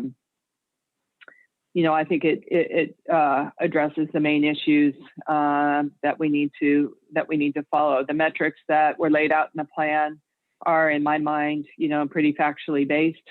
We meet those metrics. We have the capacity, the PPE, the staff to handle surges in COVID. And so just want to lend my support to the hard work that's taken place to get this plan put together. UC San Diego continues to partner with the county on areas of testing in skilled nursing facilities, contact tracing, and working to help really create the infrastructure in the region to keep it as safe as possible. We know this is not going to be a straight line. We know that there's going to be bumps. We know there's going to be spikes. And we know what to do when there is a spike. We also know that a good part of our county is actually quite healthy. And we really need to turn our energy and our attention to figuring out how to do a stronger job in the South, in the East, and supporting those communities as they handle influxes of COVID positive patients. So again, just wanted to say how thoughtful I thought the plan was and fully support stage 2 plus the pilot, not stage 3. Thank you. Thank you. Our next speaker is 9343. Hi, good morning, supervisors. This is Michelle Krug. I really do want to thank you for your amazing leadership. I want to start off by telling you how much I appreciate as a senior stuck at home and not driving. I really appreciate the Great Plates program finally getting started. I want to let you know that you have an employee who is amazing. Her name is Nancy Garcia. She's in Aging and Independent Services, and she really has gone proactively out of her way to take care of concerns. So I really just want to let you know that everyone is super friendly, but she has really gone way beyond.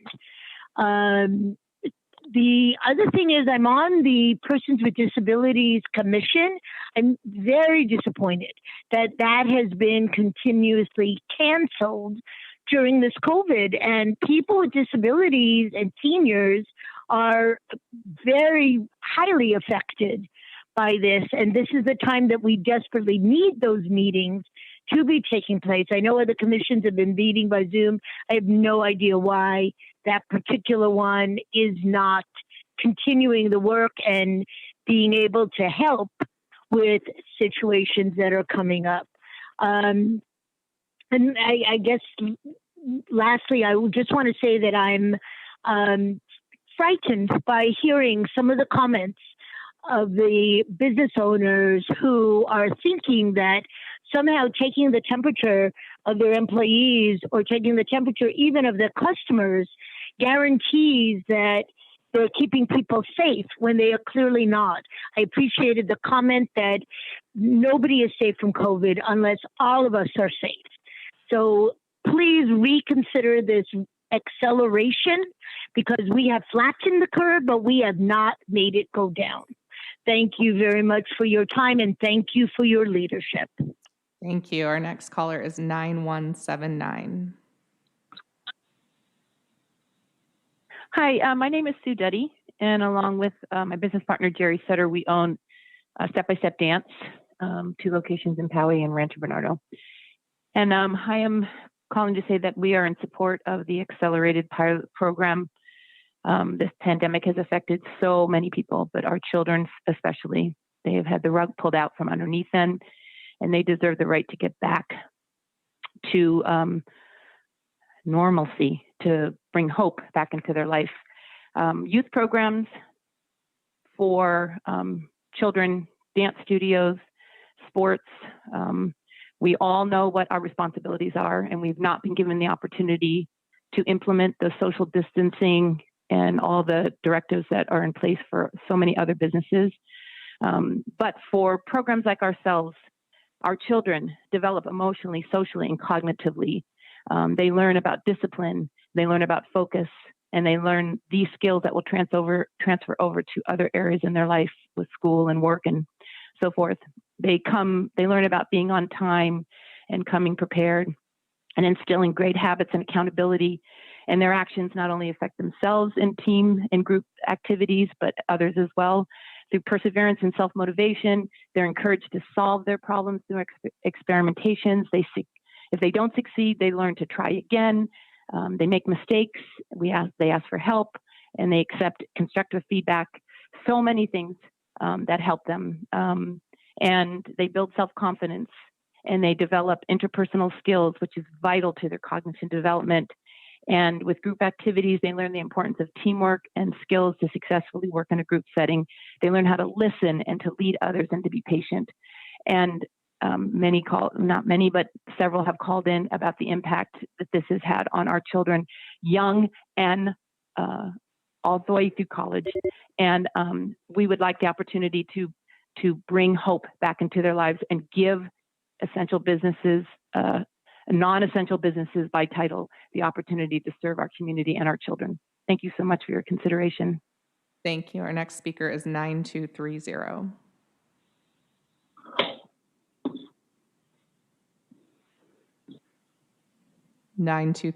You may be on mute on your end. Hello. Hello. Sí. Necesito traductor. Por favor. Just unmuted the transfer for you. Ya puede empezar. Hola, buenas tardes. Supervisores del Condado de San Diego. Good afternoon, County Supervisors, San Diego County Supervisors. Mi nombre es Cecilia Verduzco. My name is Cecilia Verduzco. Soy mamá de 3 hijos y somos una de las tantas familias afectadas por el COVID-19. I'm a mom of 3 kids, and I'm just one of many families that are being affected by COVID-19. Estoy aquí como parte del ACE en apoyo. I'm here in support of ACE. Al igual que muchos residentes de San Diego, no podemos trabajar. Because just like a lot of other people here in San Diego, we cannot work. Por la situación que estamos pasando. Due to the situation that we're currently going through. Para nosotros es imposible pagar la renta. It's impossible for us to pay our rent right now. cuando no hemos trabajado por 2 meses. Since we have not been working for the past 2 months. Por esa razón estoy aquí para exigir That's why I'm here to demand que aporten de sus presupuestos para asistencia de renta. that you include in your budget money for rental assistance programs. Muchas gracias por escucharnos. Espero que nos tomen en cuenta. Que tengan buen día. Thank you so much for listening. I hope you consider the comments. Thank you. We also had another caller, 0466, who requested translation. Buenos días. Good morning. Necesito traductor, por favor. Sí, yo voy a ser el traductor. Ok.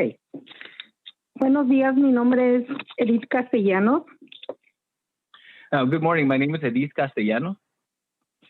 Apoyo al grupo ACCE. I'm here in support of ACE. Ya que necesitamos que nos ayuden para pagar la renta a las personas que fuimos afectadas por esta pandemia. Because we need help paying our rent right now since we've been affected by this pandemic. Yo quiero contarles lo que estoy viviendo ahorita, mi situación. Unos días antes de que empezara la pandemia, donde vivía, me llegó el aviso de que iban a vender la casa. I want to share a little bit about my situation. Just a few days before this pandemic started, I was notified that my house was going to be sold. Y por un poquito de miedo a no saber nuestros derechos, tuvimos que batallar para conseguir una nueva casa. And because we didn't really know our rights, we had to struggle to find another home. Tenemos ya casi 2 meses y medio sin trabajo. Tuvimos que conseguir dinero para pagar el depósito de la próxima casa. Batallamos mucho para encontrar una casa. It's been about 2.5 months since we've stopped working. And we really struggled to find the money to pay the deposit for our new house. Gracias a Dios encontramos una casa. Tuvimos que meternos a la casa rápido porque ya estábamos en días de entregar la otra. La alfombra huele muy mal. Tuvieron gatos. Estoy sufriendo de alergia. Mi salud ha sido afectada. Perdón, ¿esto es en la nueva casa o en la anterior? La nueva casa que tuvimos que meternos, donde estamos viviendo ahora. So now in the new house where I'm currently living in, it's been a struggle. The house, I think they had cats before. We have allergies. The rug is full with mold and humidity. Y ahorita ya viene la próxima renta. No sabemos cómo la vayamos a pagar, pues no hemos podido trabajar. Y mi mamá depende de la ayuda que yo le doy para su renta y tampoco ella tiene para su renta donde ella vive. Entonces, ahorita es un problema muy grande para nosotros. So next month's rent is right around the corner, and my mom depends on my help to pay the rent. So I don't know how we're going to do it. Y queremos pedir, por favor, que apoyen a este grupo para que puedan ayudarnos para nuestra renta, o si pueden congelar las rentas. La verdad no sabemos mucho de la ayuda que podamos recibir, pero estamos desesperados. So I hope that you can support our cause to cancel rent and mortgage payments. I'm not sure what you guys could do, but I hope that you can do something because we really need it right now. Somos unas personas trabajadoras que siempre tratamos aunque nos quedemos sin dinero, pagamos nuestra renta y nuestros biles, pero ahora nuestra desesperación ya es más grande porque no sabemos cuándo vayamos a trabajar, si vamos a poder tener donde vivir. We're really hardworking people that always pay the rent on time, and even if we're left with nothing at the end of the month, we make sure that our rent is always paid. Yo soy una persona que tengo artritis reumatoides y tengo que estar tomando medicina. No tengo aseguranza por no poder pagar una aseguranza tan cara. Y estoy batallando con los medicamentos.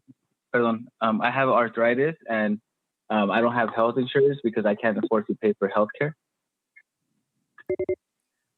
Y quiero pedir, por favor, a las personas que puedan ayudar a estos grupos a ayudar a las personas a pagar su renta, que traten de hacerlo, por favor.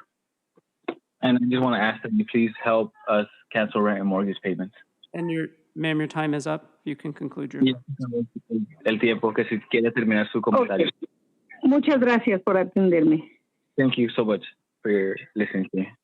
Thank you. Our next caller is 9444. Hi, thank you so much. Good afternoon, everybody. My name is Tanaz Krichko, and I'm the owner of a local company called California All Stars in San Marcos. I started this company 20 years ago, and in those 20 years, we've grown to 6 locations in 3 states, and we've served thousands of local families in our communities, providing not only some of the highest level of all-star cheer training available in the country, but also a safe place that these thousands of kids have called their home away from home. We are asking for your approval for accelerated reopening in a safe, responsible, and thoughtful way, as well as to participate in your pilot program for our industry. 8 weeks ago, and immediately upon the state shutting down my business, I hired top experts to develop a COVID reopening handbook that not only established new cleaning protocols, but also addresses things like commercial building reopening, how to manage our athletes so they're following social distancing, employee safety, how to clean each of our specific materials in our spaces per EPA guidelines, building engineering controls, PPE, ventilation controls, water controls, administrative controls, customer safety guidelines, as well as a comprehensive training section for my employees on COVID, how it spreads, how to make sure we don't spread it, how to protect themselves, how to protect our customers. Is extraordinarily comprehensive, well thought out, and supersedes the guidelines any state, local, or federal office has provided. I have spared no expense in ensuring the safety of my staff and, most importantly, my customers.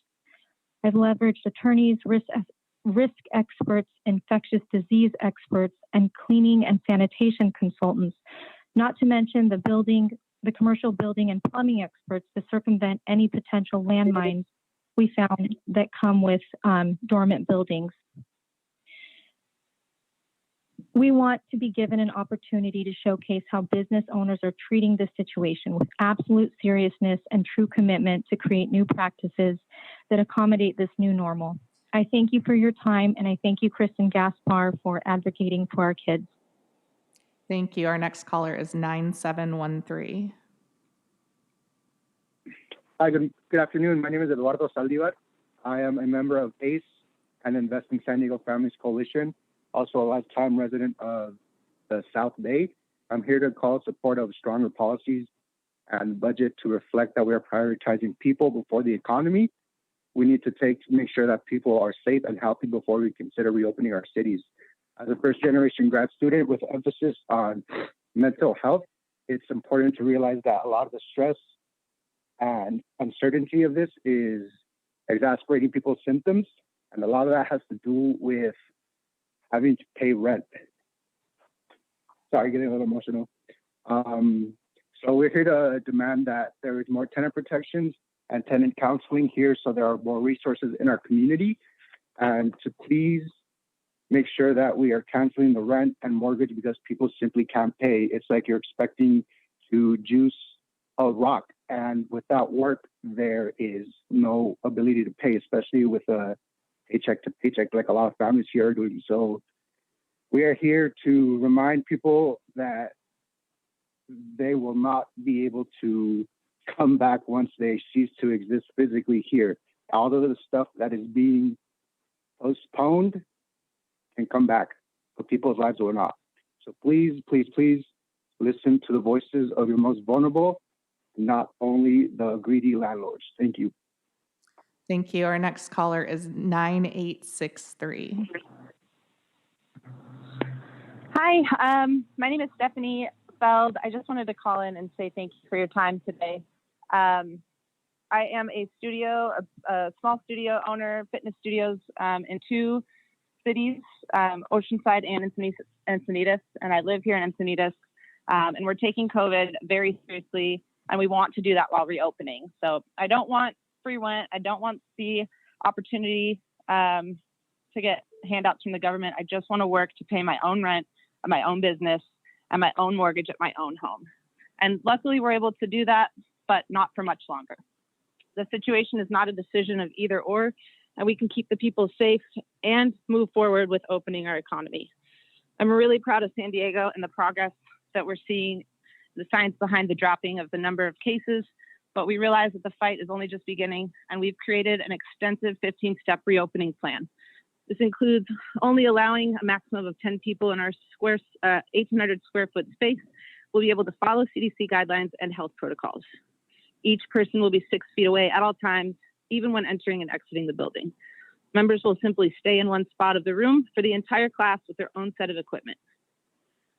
Basically, I'm here to support your opening select fitness studios that can open at 25% capacity and follow the safety rules. To me, it's not enough, but I will take it. I will take the monetary hit, and I can continue I can't continue to be completely shut down. We're all here struggling together, but this can help us move in the right direction. We're completely different from big box gyms. We have the ability to easily control all aspects and policies implemented. We have no locker room, we can limit who comes in, and we strive to make our studio the gold standard in the industry for cleanliness and safety. By doing all of this, we'll be able to keep our employees and customers safe, continue to help our members feel comfortable to come back, build their immune systems, and promote physical, mental, and dietary health safely. Thank you so much for listening, and we can all do this together.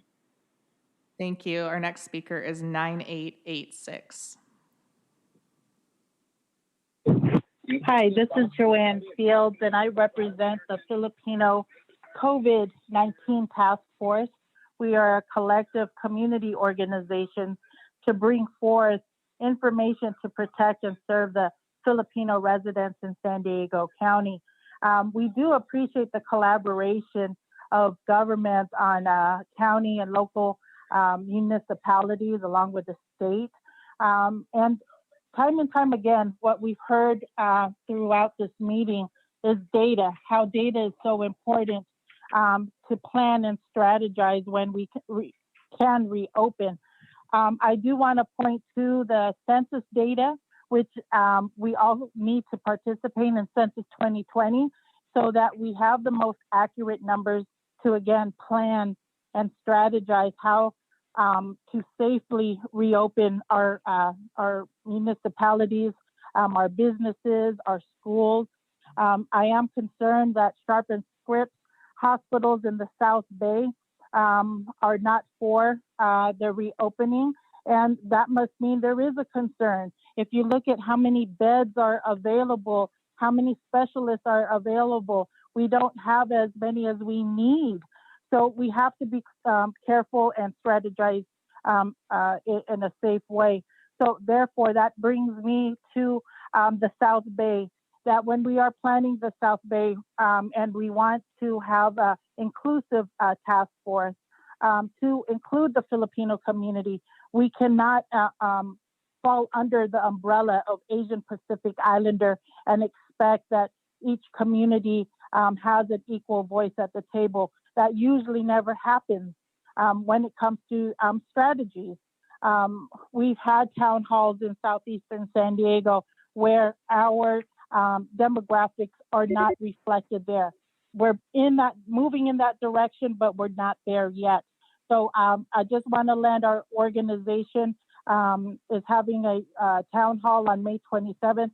We'll have an invitation for all of you to hear our concerns and the data that we're able to pull together. Thank you. Thank you. Our next speaker is 1496. Hi, this is Diane Hansen. I'm from Palomar Health. I'm the CEO. And I just wanted to express, first of all, thanks for allowing the conversation today. But I am in support of reopening and the thoughtful plan that was laid out for us as a county. I had an opportunity with the other CEOs of the health organizations in San Diego County to review the reopening strategy with Dr. Wilma Wooten yesterday.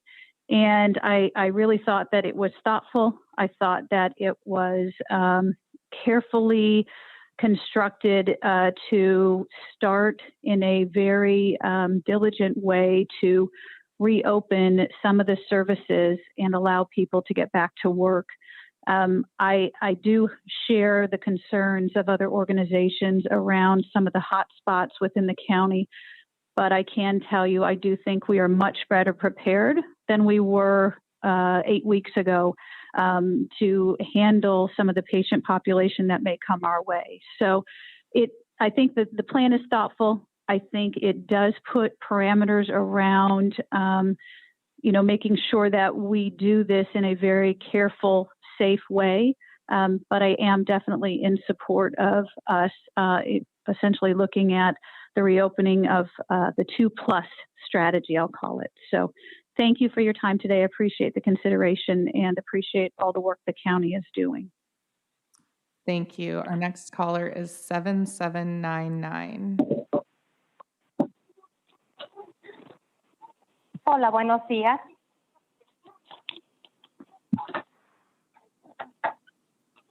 Hello, good morning.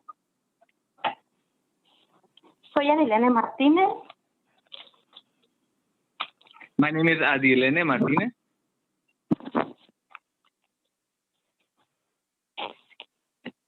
Sorry, my name is Adilene Martinez. Sí. Sí, adelante. Sí, mi nombre es Adilene y estoy apoyando al grupo ACC por la misma situación en la que estamos pasando, que es algo muy estresante. So my name is Adilene Martinez. I'm here in support of ACE and because of the situation that we're currently all going through. Y por lo tanto, tengo el atrevimiento de pedirles a los supervisores del condado And that's why I feel like asking the county board of supervisors que por favor nos apoyen y aprueben la ayuda para todas las personas, que somos demasiadas, es que estamos pasando en esta situación tan difícil. I hope that you listen to us and that you help support us in this very difficult time that we are all going through. Sobre la renta congelada, al cual todos sabemos que los costos de renta son demasiado elevados para una familia que recibe un ingreso mínimo. Because we all know that the price of rent is way too expensive, especially for families who are making a minimum wage. Que por lo tanto, a largo plazo no nos han dejado la posibilidad de poder ahorrar para una emergencia como la cual estamos viviendo. And because of this, in the long run, we have not been able to have a savings to be prepared for an emergency like this. Y vamos a día. We live day by day.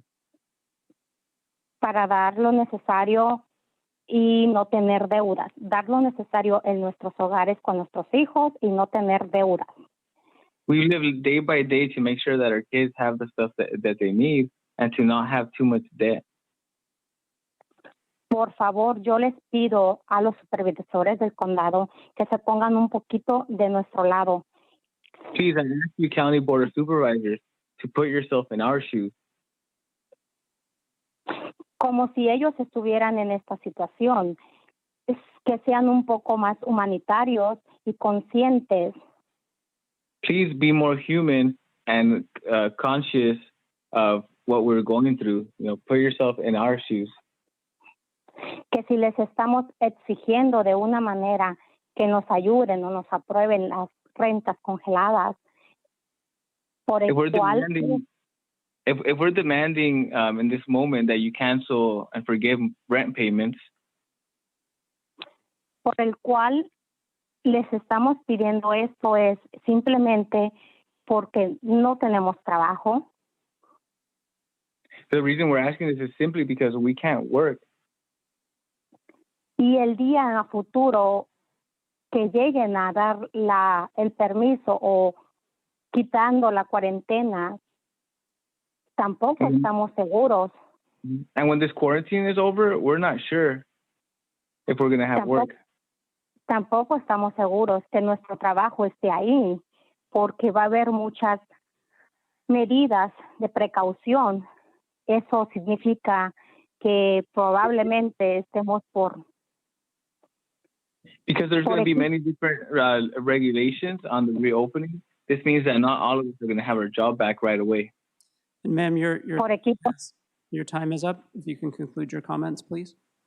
Que ya se acabó el tiempo, si puede terminar sus comentarios.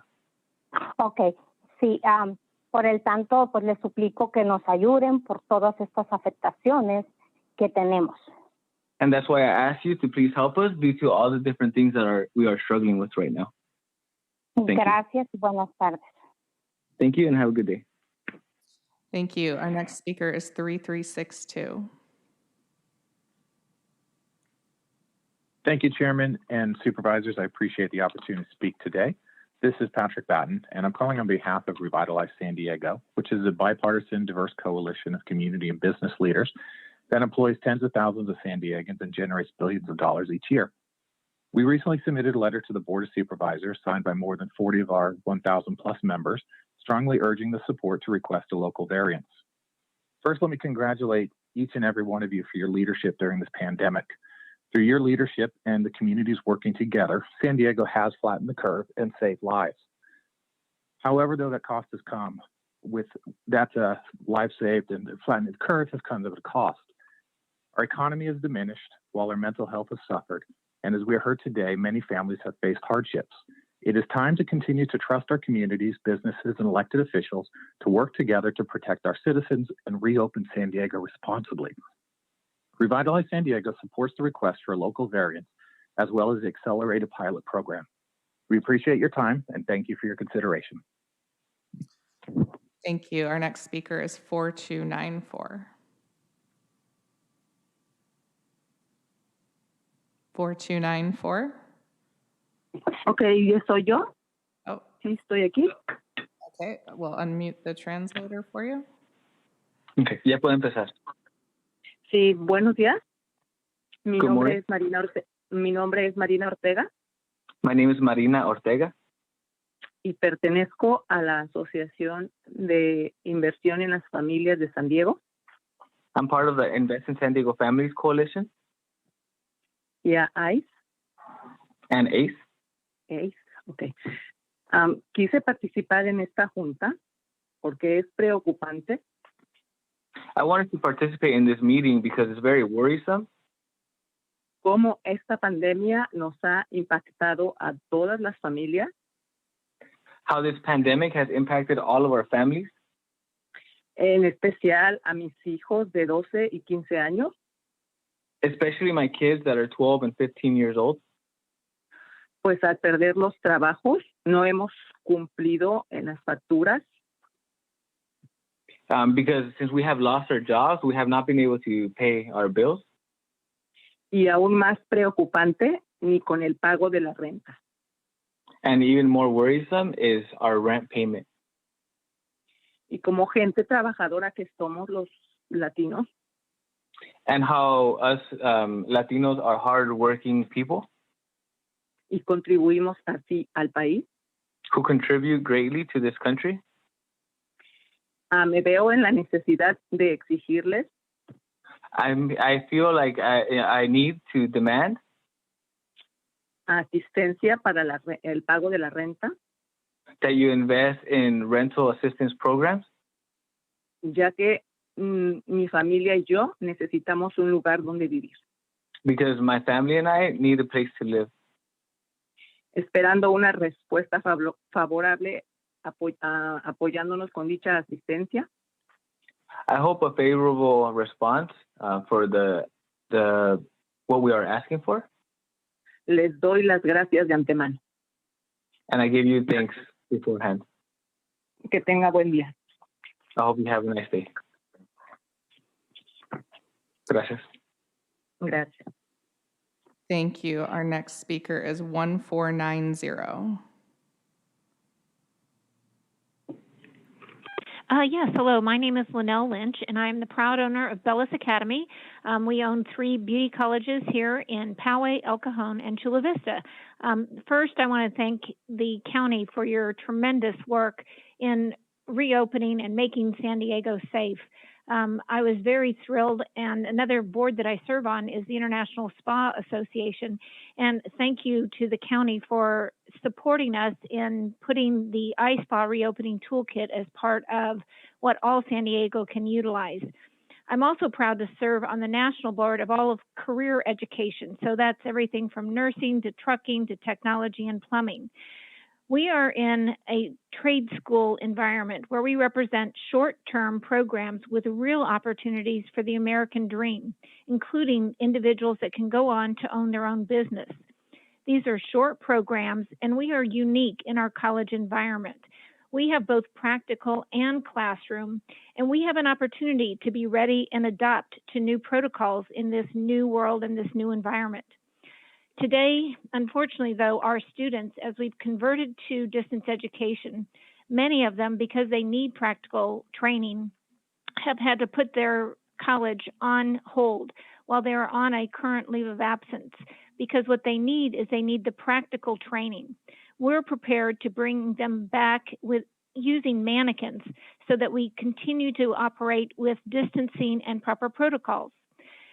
As part of the National Association, we have developed really positive protocols in sanitizing our schools.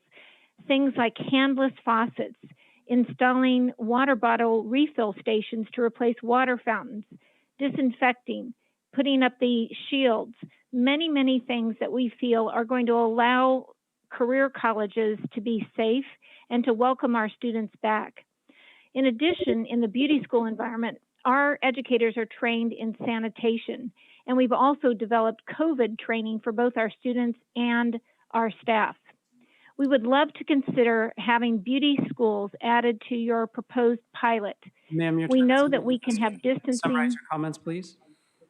Thank you. We really greatly appreciate your leadership for supporting all of San Diego, for keeping us safe, and most importantly, allowing our students to get back to their passion because they chose this career to make a difference and really live the American dream. Thank you again for your leadership, and that will conclude my comments. Thank you. Our next speaker is 5261. Hello, my name is Dr. Derek Robinson, and I'm an economist and senior researcher at the Center on Policy Initiatives. I'm here today to testify in support of the creation of a COVID-19 equity task force. The county's response to this crisis must be centered to meet the needs of our most vulnerable communities and our shared values of fairness and justice. This is why the San Diego County has to develop a COVID-19 equity task force that will assess and offer recommendations to address the impact of COVID-19 in our vulnerable communities, especially our Latinx, Black, Asian, and Pacific Islander communities, as well as those who are unhoused during this public health emergency. Since April 4th, I've been tracking COVID-19 cases by race across the county. It is clear that our most affected people are in our Latinx communities, where over 60% of cases in the county are located. Along with experiencing the largest number of COVID-19 cases, Latinx communities have the fastest rate of growth in cases since April 4th. Our Latinx residents also make up a significant majority of essential workers across multiple industries. Many of these workers are receiving low wages, lack access to paid sick days, and in many situations are not being provided personal protective equipment by their employers. As we consider rephasing in more businesses to reopen, remember those most at risk of being affected by COVID-19 will be our Latinx, Black, Asian, and Pacific Islander communities. This is why we must address this pandemic through a racial justice lens and take action to protect all of our vulnerable people. As elected officials, we call on you to work with the community to create a COVID-19 equity task force. Together, we must flatten the curve of inequality. Thank you for your time. Thank you. Our next speaker is 6631.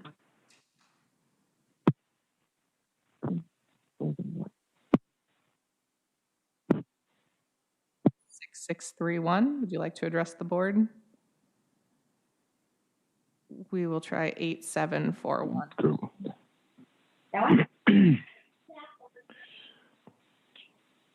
Hello, and thank you very much for your time. lockdown is not based on science and data. Staying indoors leads to the rise of infection, and being outdoors without a mask is much healthier and also a safe alternative. Sir, if you could please state your name for the audio record. Carlos Gutierrez here in San Diego, born and raised. Number one, you're all politicians and you understand exactly what Gavin Newsom is using this so-called virus as, a political power play right now. It's happening. San Diego has been safe, compliant, respectful of all the rules and the directive of our county leaders and also the governor for the past 9 weeks. 9 weeks. However, Gavin is keeping the stay-at-home orders in place, the state of emergency, and the same time is saying that if California doesn't receive federal aid, that our first responders will be the first to be fired and or laid off. And let me rephrase that, to be laid off. That doesn't make any sense. That is all politics right there. This is not about the virus. This is the political, and I hope you understand that the political power play that's going on. And as our representatives, our County Board of Supervisors, and I know all of you, and I thank you for your time and your effort, but you have to make a point about this to Gavin Newsom. We're all essential workers. And it's crazy that we have to plead to you and to Gavin to let us go back to work, all of us to go back to work, because we're all essential.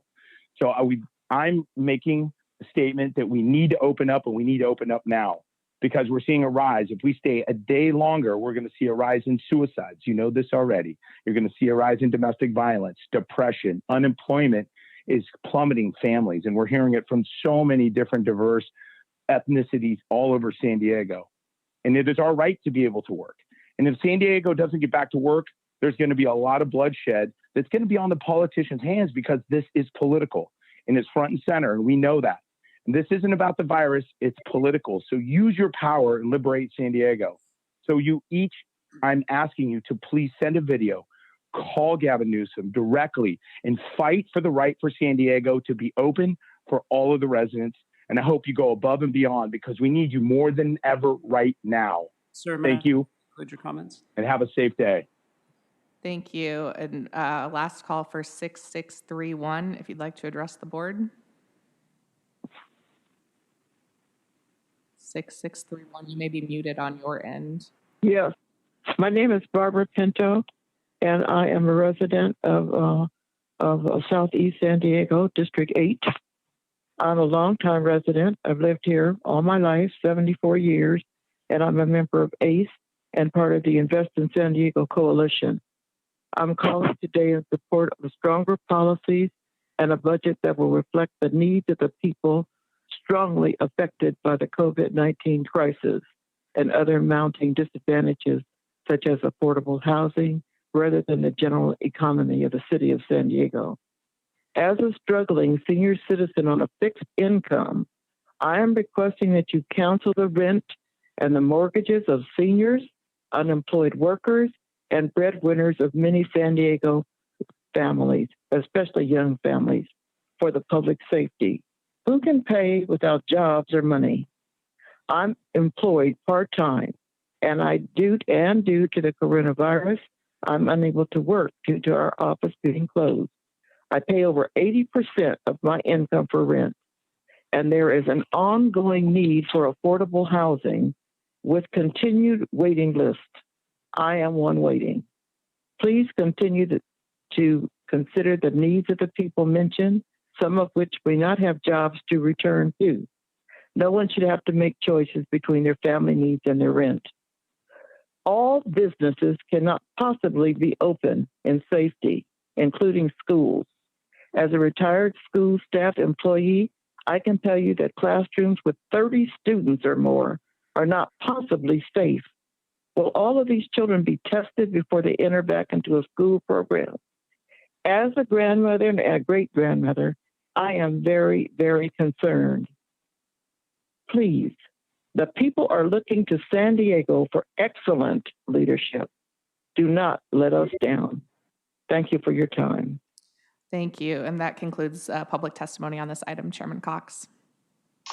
Well, thank you very much. And I want to start off by thanking all the speakers. I know we've had about, I think, close to 3 hours of testimony. Obviously, this is a very important issue for all of us in San Diego County. And I think what we're trying to do is to weigh all the information and certainly preserve the public health aspect of this, but at the same time, realize that the economy is an important part of what we do in the San Diego region.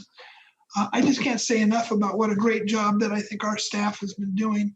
It seems like every day there's something new that we have to adapt to, and we're now doing on-site temperature checks at all of our county facilities for workers who are coming back to our offices and adjusting practices to accommodate public health recommendations. These things are added to your list of dues every morning. I know you are all working tirelessly to navigate this new normal and continue to serve the public, and for that, I sincerely thank you. I also want to thank the public for listening to our doctors and doing their best to adhere to the public health orders. We have made considerable progress in increasing our testing capacity and supporting our healthcare network, but we certainly can't get through this without your participation and continued support. And so thank you for helping us flatten the curve, and let's keep it up. The good work that we've been doing, this has set a great standard, I think, for us for the future.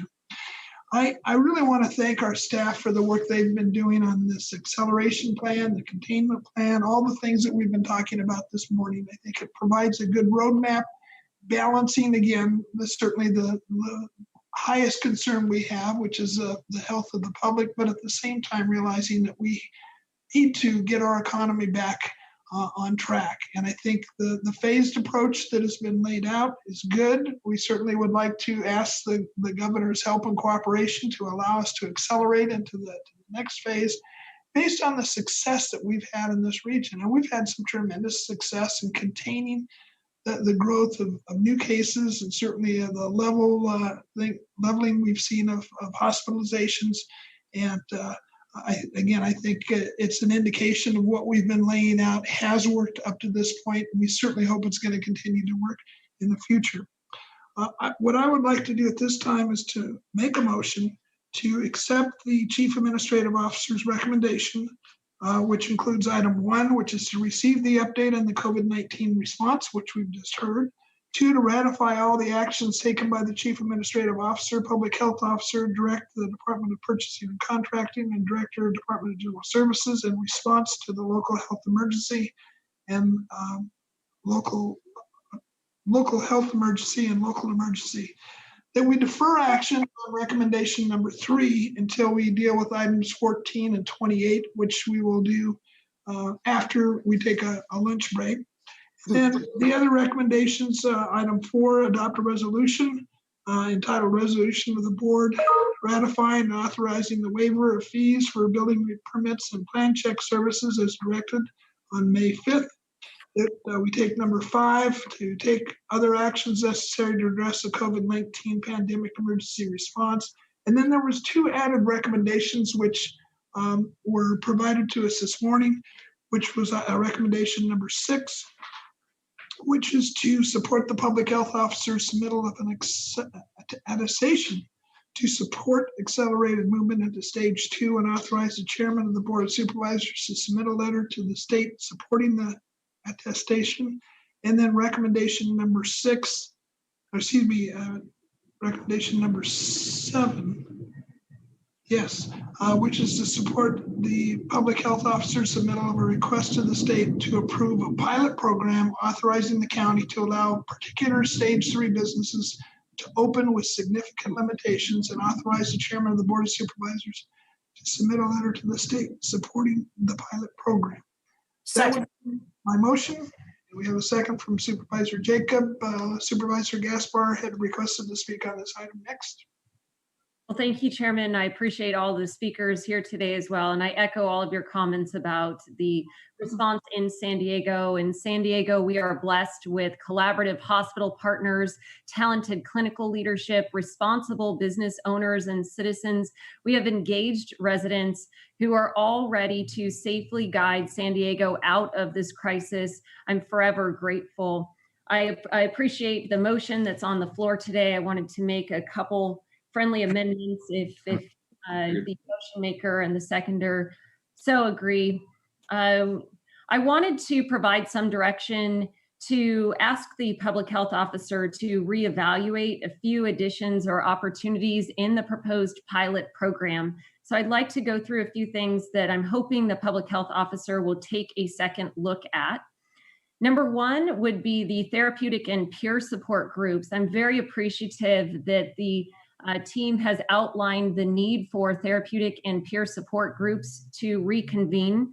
As you know, I work a lot with the recovery community, and I've been concerned as this pandemic has gone on and the shutdown orders have been in effect to the health and well-being of those who are trying to maintain their sobriety.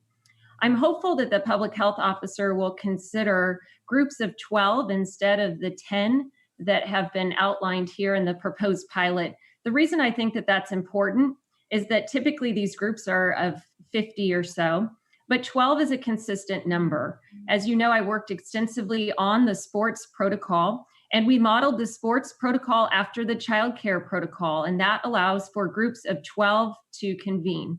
So in terms of consistency, I think it would be important for our therapeutic and peer support groups to be in groups of 12 as well. I'm hopeful the public health officer will take a second look at that. Also, I'd like the public health officer to take a look at whether it would be appropriate to have a universal 25% capacity opening of all of our pools, not just the HOA pools. I understand the intent here. However, I'd like to note that pools that are part of facilities and clubs have the ability to provide more oversight than a condo or an apartment would. And so there are a number of pools in our communities that are providing important services, and they're closed currently during one of the most important months. This is Drowning Prevention Month. And when we only have access to the beach right now, this is not the place for young people to stay safe and learn how to swim. But yet in all of our communities, we have important businesses like swim labs and waterworks that are doing that drowning prevention work. I also want to point out a service that I provide personally with my own business, and that's aquatic physical therapy. We have a number of people who cannot wait there in their recovery process, and they need to be inside a therapeutic pool setting, which are currently closed. So I'm hopeful that because we have business oversight where we can enforce the public health order best in those facilities, that pools be universally considered for that 25% capacity. I'd also like the public health officer to look at whether it would be appropriate to allow people to sit on beaches. I know the concern about sitting on beaches was that we would see jam-packed stretches of our sand. However, I'm not advocating for those parking lots to be opened at this time. I think that naturally by having those parking lots closed, it's limiting the number of people who are coming to the beaches. And these really are our residents who are coming for recreation and fresh air at this time. And I think it's appropriate at this point, considering the high level of compliance, to allow people to space out with proper social distancing on those beaches. The other consideration I would like the public health officer to look at was expressed by one of our speakers today, and that's our trade schools and apprenticeship programs. We have a number of San Diegans that are halfway through their education, and there's only so far that a person can go in some of these trade schools with only online options. And at this point in time, they need to move forward and demonstrate proficiency on mannequins and clients. This was expressed by a speaker. I think consideration needs to be given with safety protocols in place for our trade schools. They have expressed their ability to be able to comply with safety protocols, and I would be happy to assist these trade schools if they don't have a proper protocol in developing one as well. And then also we've heard from a number of local opportunities, such as the San Diego Zoo, the Wild Animal Park. They're prepared to make extensive modifications to their business practices to create what is akin to an outdoor museum that's allowed currently under the executive order. So I would like the public health officer to take a look at the protocols they've developed and see whether those are acceptable and could move those potentially into the museum category. They've agreed to shut down operations of trams and sky ferries and things of that nature. And this is more of a walking experience and could qualify as good recreation too. If you've ever been to the San Diego Zoo and have done some of those hills, wow, those are quite a workout. So those are just a couple things. And then finally, for our faith-based community, I know there'll be a level of disappointment to not allow people to return to indoor places of worship. I am thankful that you've considered outdoor religious services. That's very important that we at least have this opportunity. I understand it's a baby step in the right direction, so thank you for that consideration. I want to point out, I met with 85 faith-based leaders and we developed the the safety protocol that we've passed along to the public health officer. So thank you to those faith-based leaders. They pointed their attention to a number of creative options they could consider. One was outdoor religious services. The second piece that I would like for the public health officer to evaluate is whether a drive-through Eucharist could be allowed. This would be done with disposable materials and could be done in a safe way. So I'm hopeful that that could be considered as we move forward. And finally, in terms of additions I'd like to see, so all of those things I've outlined, I just would like to forward to the attention of our public health officer for consideration prior to us submitting that proposed pilot. Please take a second look.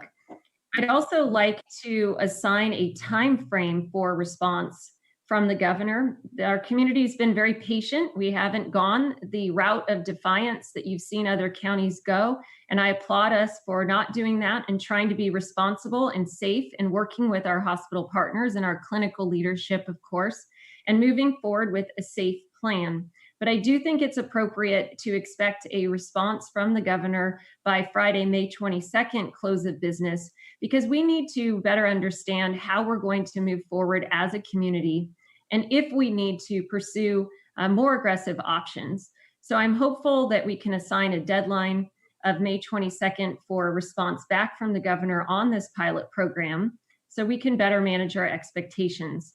I would also like to suggest that we calendar a Board of Supervisors meeting for next Wednesday in the afternoon. We need to be prepared to respond based on the governor's favorable or unfavorable response to this pilot as well. And I think reserving a time for us to convene and discuss would be a good thing to do. Finally, I'd like to address Mexico. As you know, I've been working extensively on a prevention strategy for our region. I have been promoting mutual aid to Mexico. I understand that we have a very challenging situation right across our border. And of course, the virus knows no border. And we should be concerned over the outbreak in Mexico at this time. And I understand their hospitals are at or nearing capacity in the Tijuana area. And this is very concerning to me. I want to make sure that we are keeping close attention to what's happening.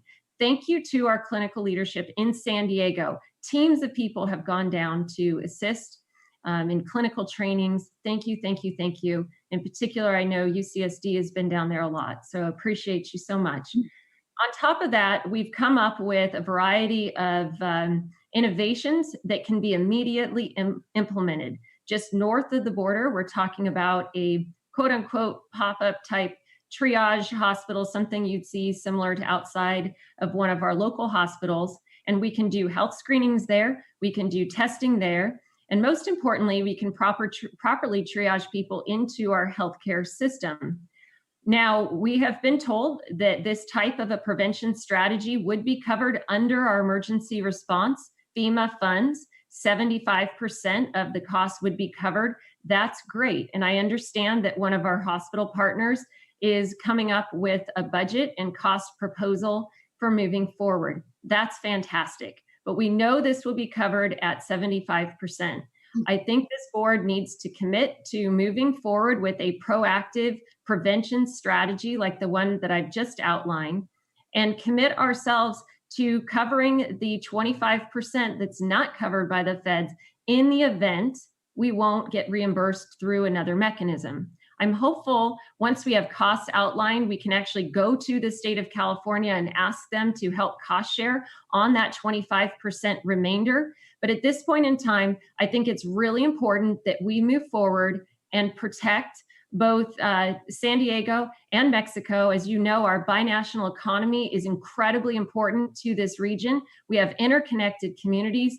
The worst thing that could possibly happen would be a border shutdown to our essential workers. That would be terrible. We've had that happen before, and it does major damage on both sides of the border. So I just want to articulate that a prevention strategy is appropriate to move forward with. I want to commit to doing it and put that into our plan moving forward. So those are some of my feedback on things that I would like to see us include as we move forward. Again, I'm hopeful that we have a united board. It's really important, and thankful for everyone, their time, attention to all of these important matters. Thank you. Okay, thank you, Supervisor. I believe Supervisor Jacob, did you wish to speak? I did, Mr. Chairman. Thank you very much, and I'll be brief. First, I want to thank Helen, Dr. Wooten, Dr. Nick, Dr. McDonald, and all the county team that has really gone out of their way. And again, I want to thank you, Chairman Cox and Supervisor Fletcher, for the day-to-day and all the time that you're putting into this. The press conferences is what we all see, but I know behind the scenes, there's a lot of work that you're doing. I also want a big shout out to our business community and also all of San Diegans for really working with us to do the responsible thing.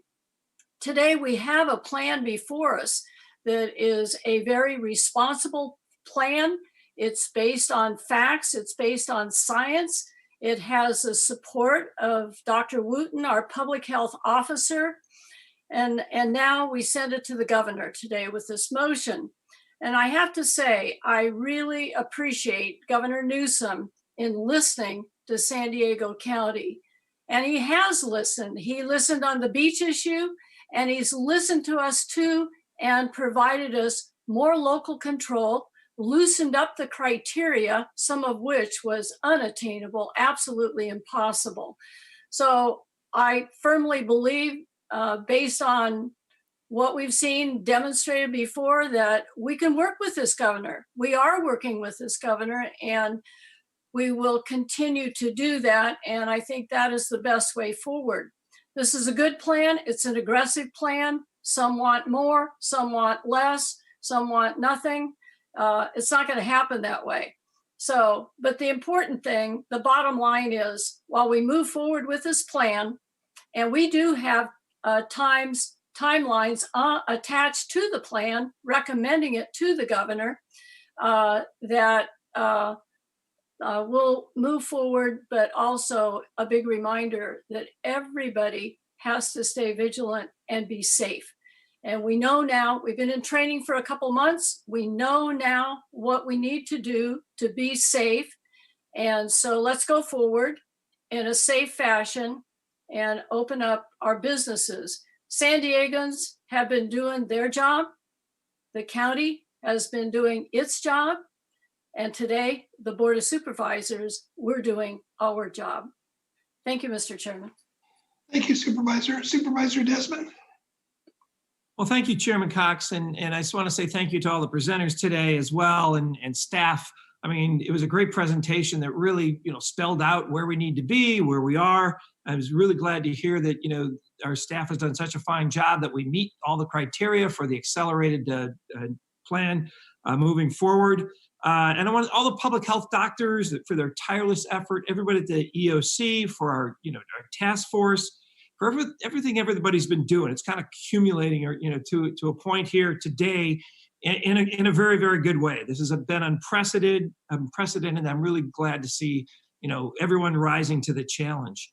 But first of all, I just want to give a big thank you to everyone, because this is what I was asking for on April 21st, when I made a motion to let's have a plan to move forward for certain businesses on May 1st. That's exactly what we have here today. It's not May 1st, but very, very glad to see it here today. Although we still have to wait for the governor, I guess, to bless the pilot plan, this is a step in the right direction. Over the past 2 months, we've all been contacted by many, many businesses. My staff told me this morning we've got over 100 emails already just today to our offices, actually in support of opening up our businesses. And I want to thank to all of them for their contributions to this plan, for calling in today and being a part of this. But one of the things I fear if we don't open up is the COVID-19 health crisis is going to develop into a bigger health crisis. When lives are ruined from financial devastation, and staying at home has its own behavioral health issues that occur. So I want to tell all those business owners who've called in and wrote letters that we heard you, we're working with you, and we want to open up safely for business. Our unemployment rate, as it was mentioned many, many times, a few weeks ago it was at 20%, then 24, now we're at 28. If we don't open, this is going to hit even higher. In certain areas of our county, it's 40% in Logan Heights. It was just incredible. I was going to ask to play a video, but pretty much all the callers expressed their concerns. It was a video on business owners and how they've been affected. I think we've heard a lot of that today, and we don't need to go into that. So I agree with the recommendation to open up or reopen under stage 2 accelerated plan and moving forward with the pilot. I understand the proposed pilot plan takes businesses from stage 3 with a cautious and responsible approach. I would like to reiterate a couple of things that Supervisor Gaspar said with the zoo, the safari park, the Legoland, the museums. One of the issues that we've kind of self-created was this overcrowding at the beach and some of the beach issues because we closed everything else. We only had the beaches left for people to go to. And we got Memorial Weekend coming up this, Friday, Saturday, Sunday, Monday. And you can't go to the zoo, you can't go to the safari park, you can't go to Legoland, you can't go to museums. I don't know if Balboa Park is going to be opened up or not. And so we've funneling everybody to the beach, and then we're complaining, hey, you're not behaving or you're getting too close. Well, we need more options to dissipate and let let the people go to have other options than just the beach. I don't know if Supervisor Gaspar made it a motion or part of the motion or asked the motioners, but I agree. I think we need to have a meeting next week on Wednesday. Wednesday afternoon, preferably after the governor speaks. Things are so fluid here lately. We should at least reserve that time to have a meeting, and to wait another 2 weeks before the next meeting may not be practical. So I'd like to reiterate her action and make it even part of the motion that we have a meeting scheduled for next Wednesday. I think that May 27th. And the reason for Wednesday is because Monday is a holiday, the day after Labor Day. So I'd like to have that part of the motion if that's okay with the first and the second. Thank you. Mr. Chairman, I think that you have the option as the chair of the board to call a special meeting if you think one is warranted and there's something that we need to discuss at that point. As long as the plan is moving forward and the governor approves it as per what we're sending, I think we're fine. We may not need a meeting. If there's another reason to have one, or if we have a problem, then you have the option of calling the meeting. I don't know that we need a motion to do that. The other thing, if I may, while I have the floor, I forgot one thing that I think is very important. I wanted to thank Patty Mason from UCSD and Diane Hansen from Palomar, from 2 large hospital systems that came down and took the time to work with our CAO and our team and Dr. Wooten to go over the plan and particularly the area that affected the hospitals. And they gave very articulate testimony. And obviously they had reviewed the plan in great detail in terms of the hospitals and the hospital capacity issue. And I just wanted to thank them for their support and for being a part of the testimony today. Thank you. Well, okay. I weigh in quickly on that. I would still like to reserve that time. Whether we have a meeting or not is really dependent on the governor and his actions. But I guess I'll just reiterate to reserve that time, Wednesday afternoon of next week for that. And I also want to add that Steve Dietland, the CEO of Tri-City Hospital, actually also told me of his support for the reopening effort that we're doing today. So I think it's a good idea to at least reserve that time for the meeting. Thank you.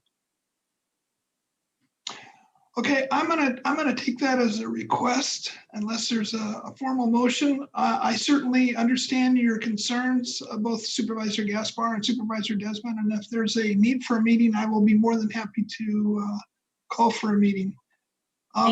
We do have a request from District 4 to have a separate vote on item number 7, which is the submittal of the pilot program recommendation number 7 that has been presented to us.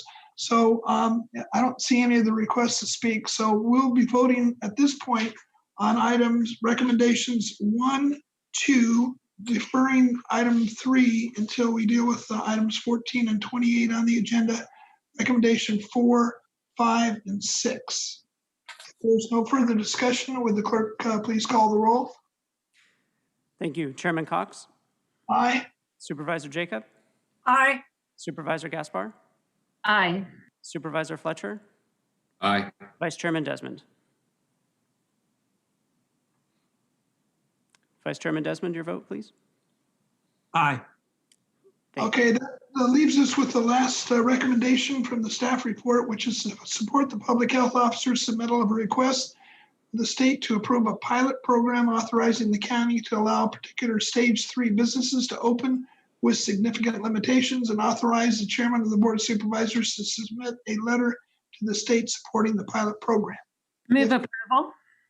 I'm sorry? Second. Move approval. Okay, well, I think we still have the original motion. Okay, thank you. Split it. So is there any further discussion?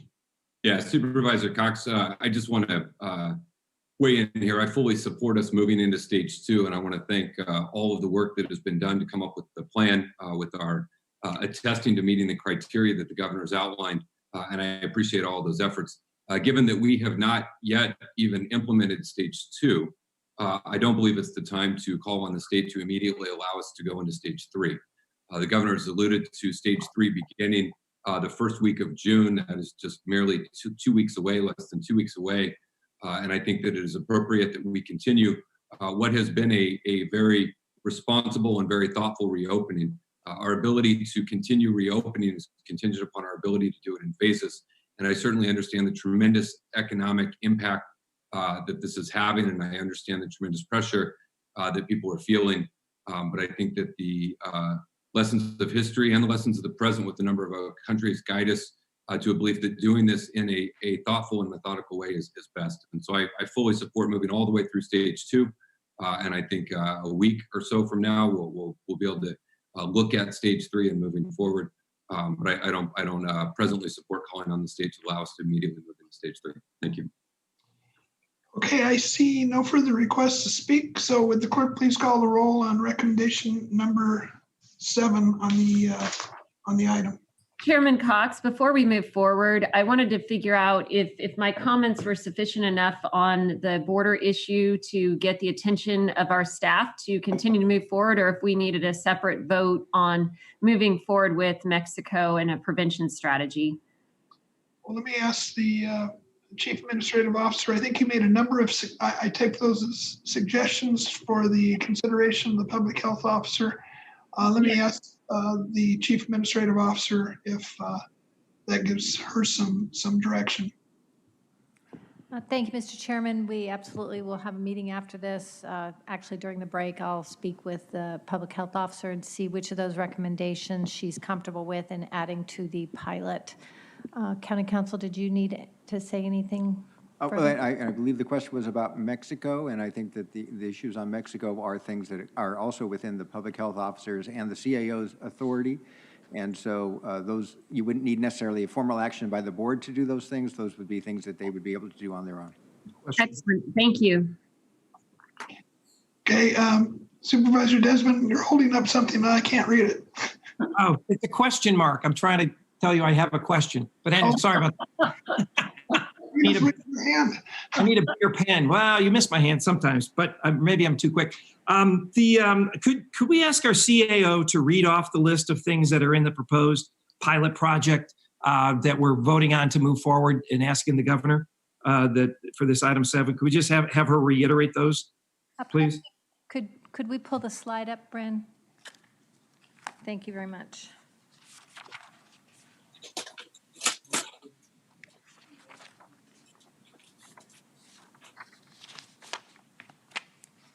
What you would be voting on are the things that are on the slide.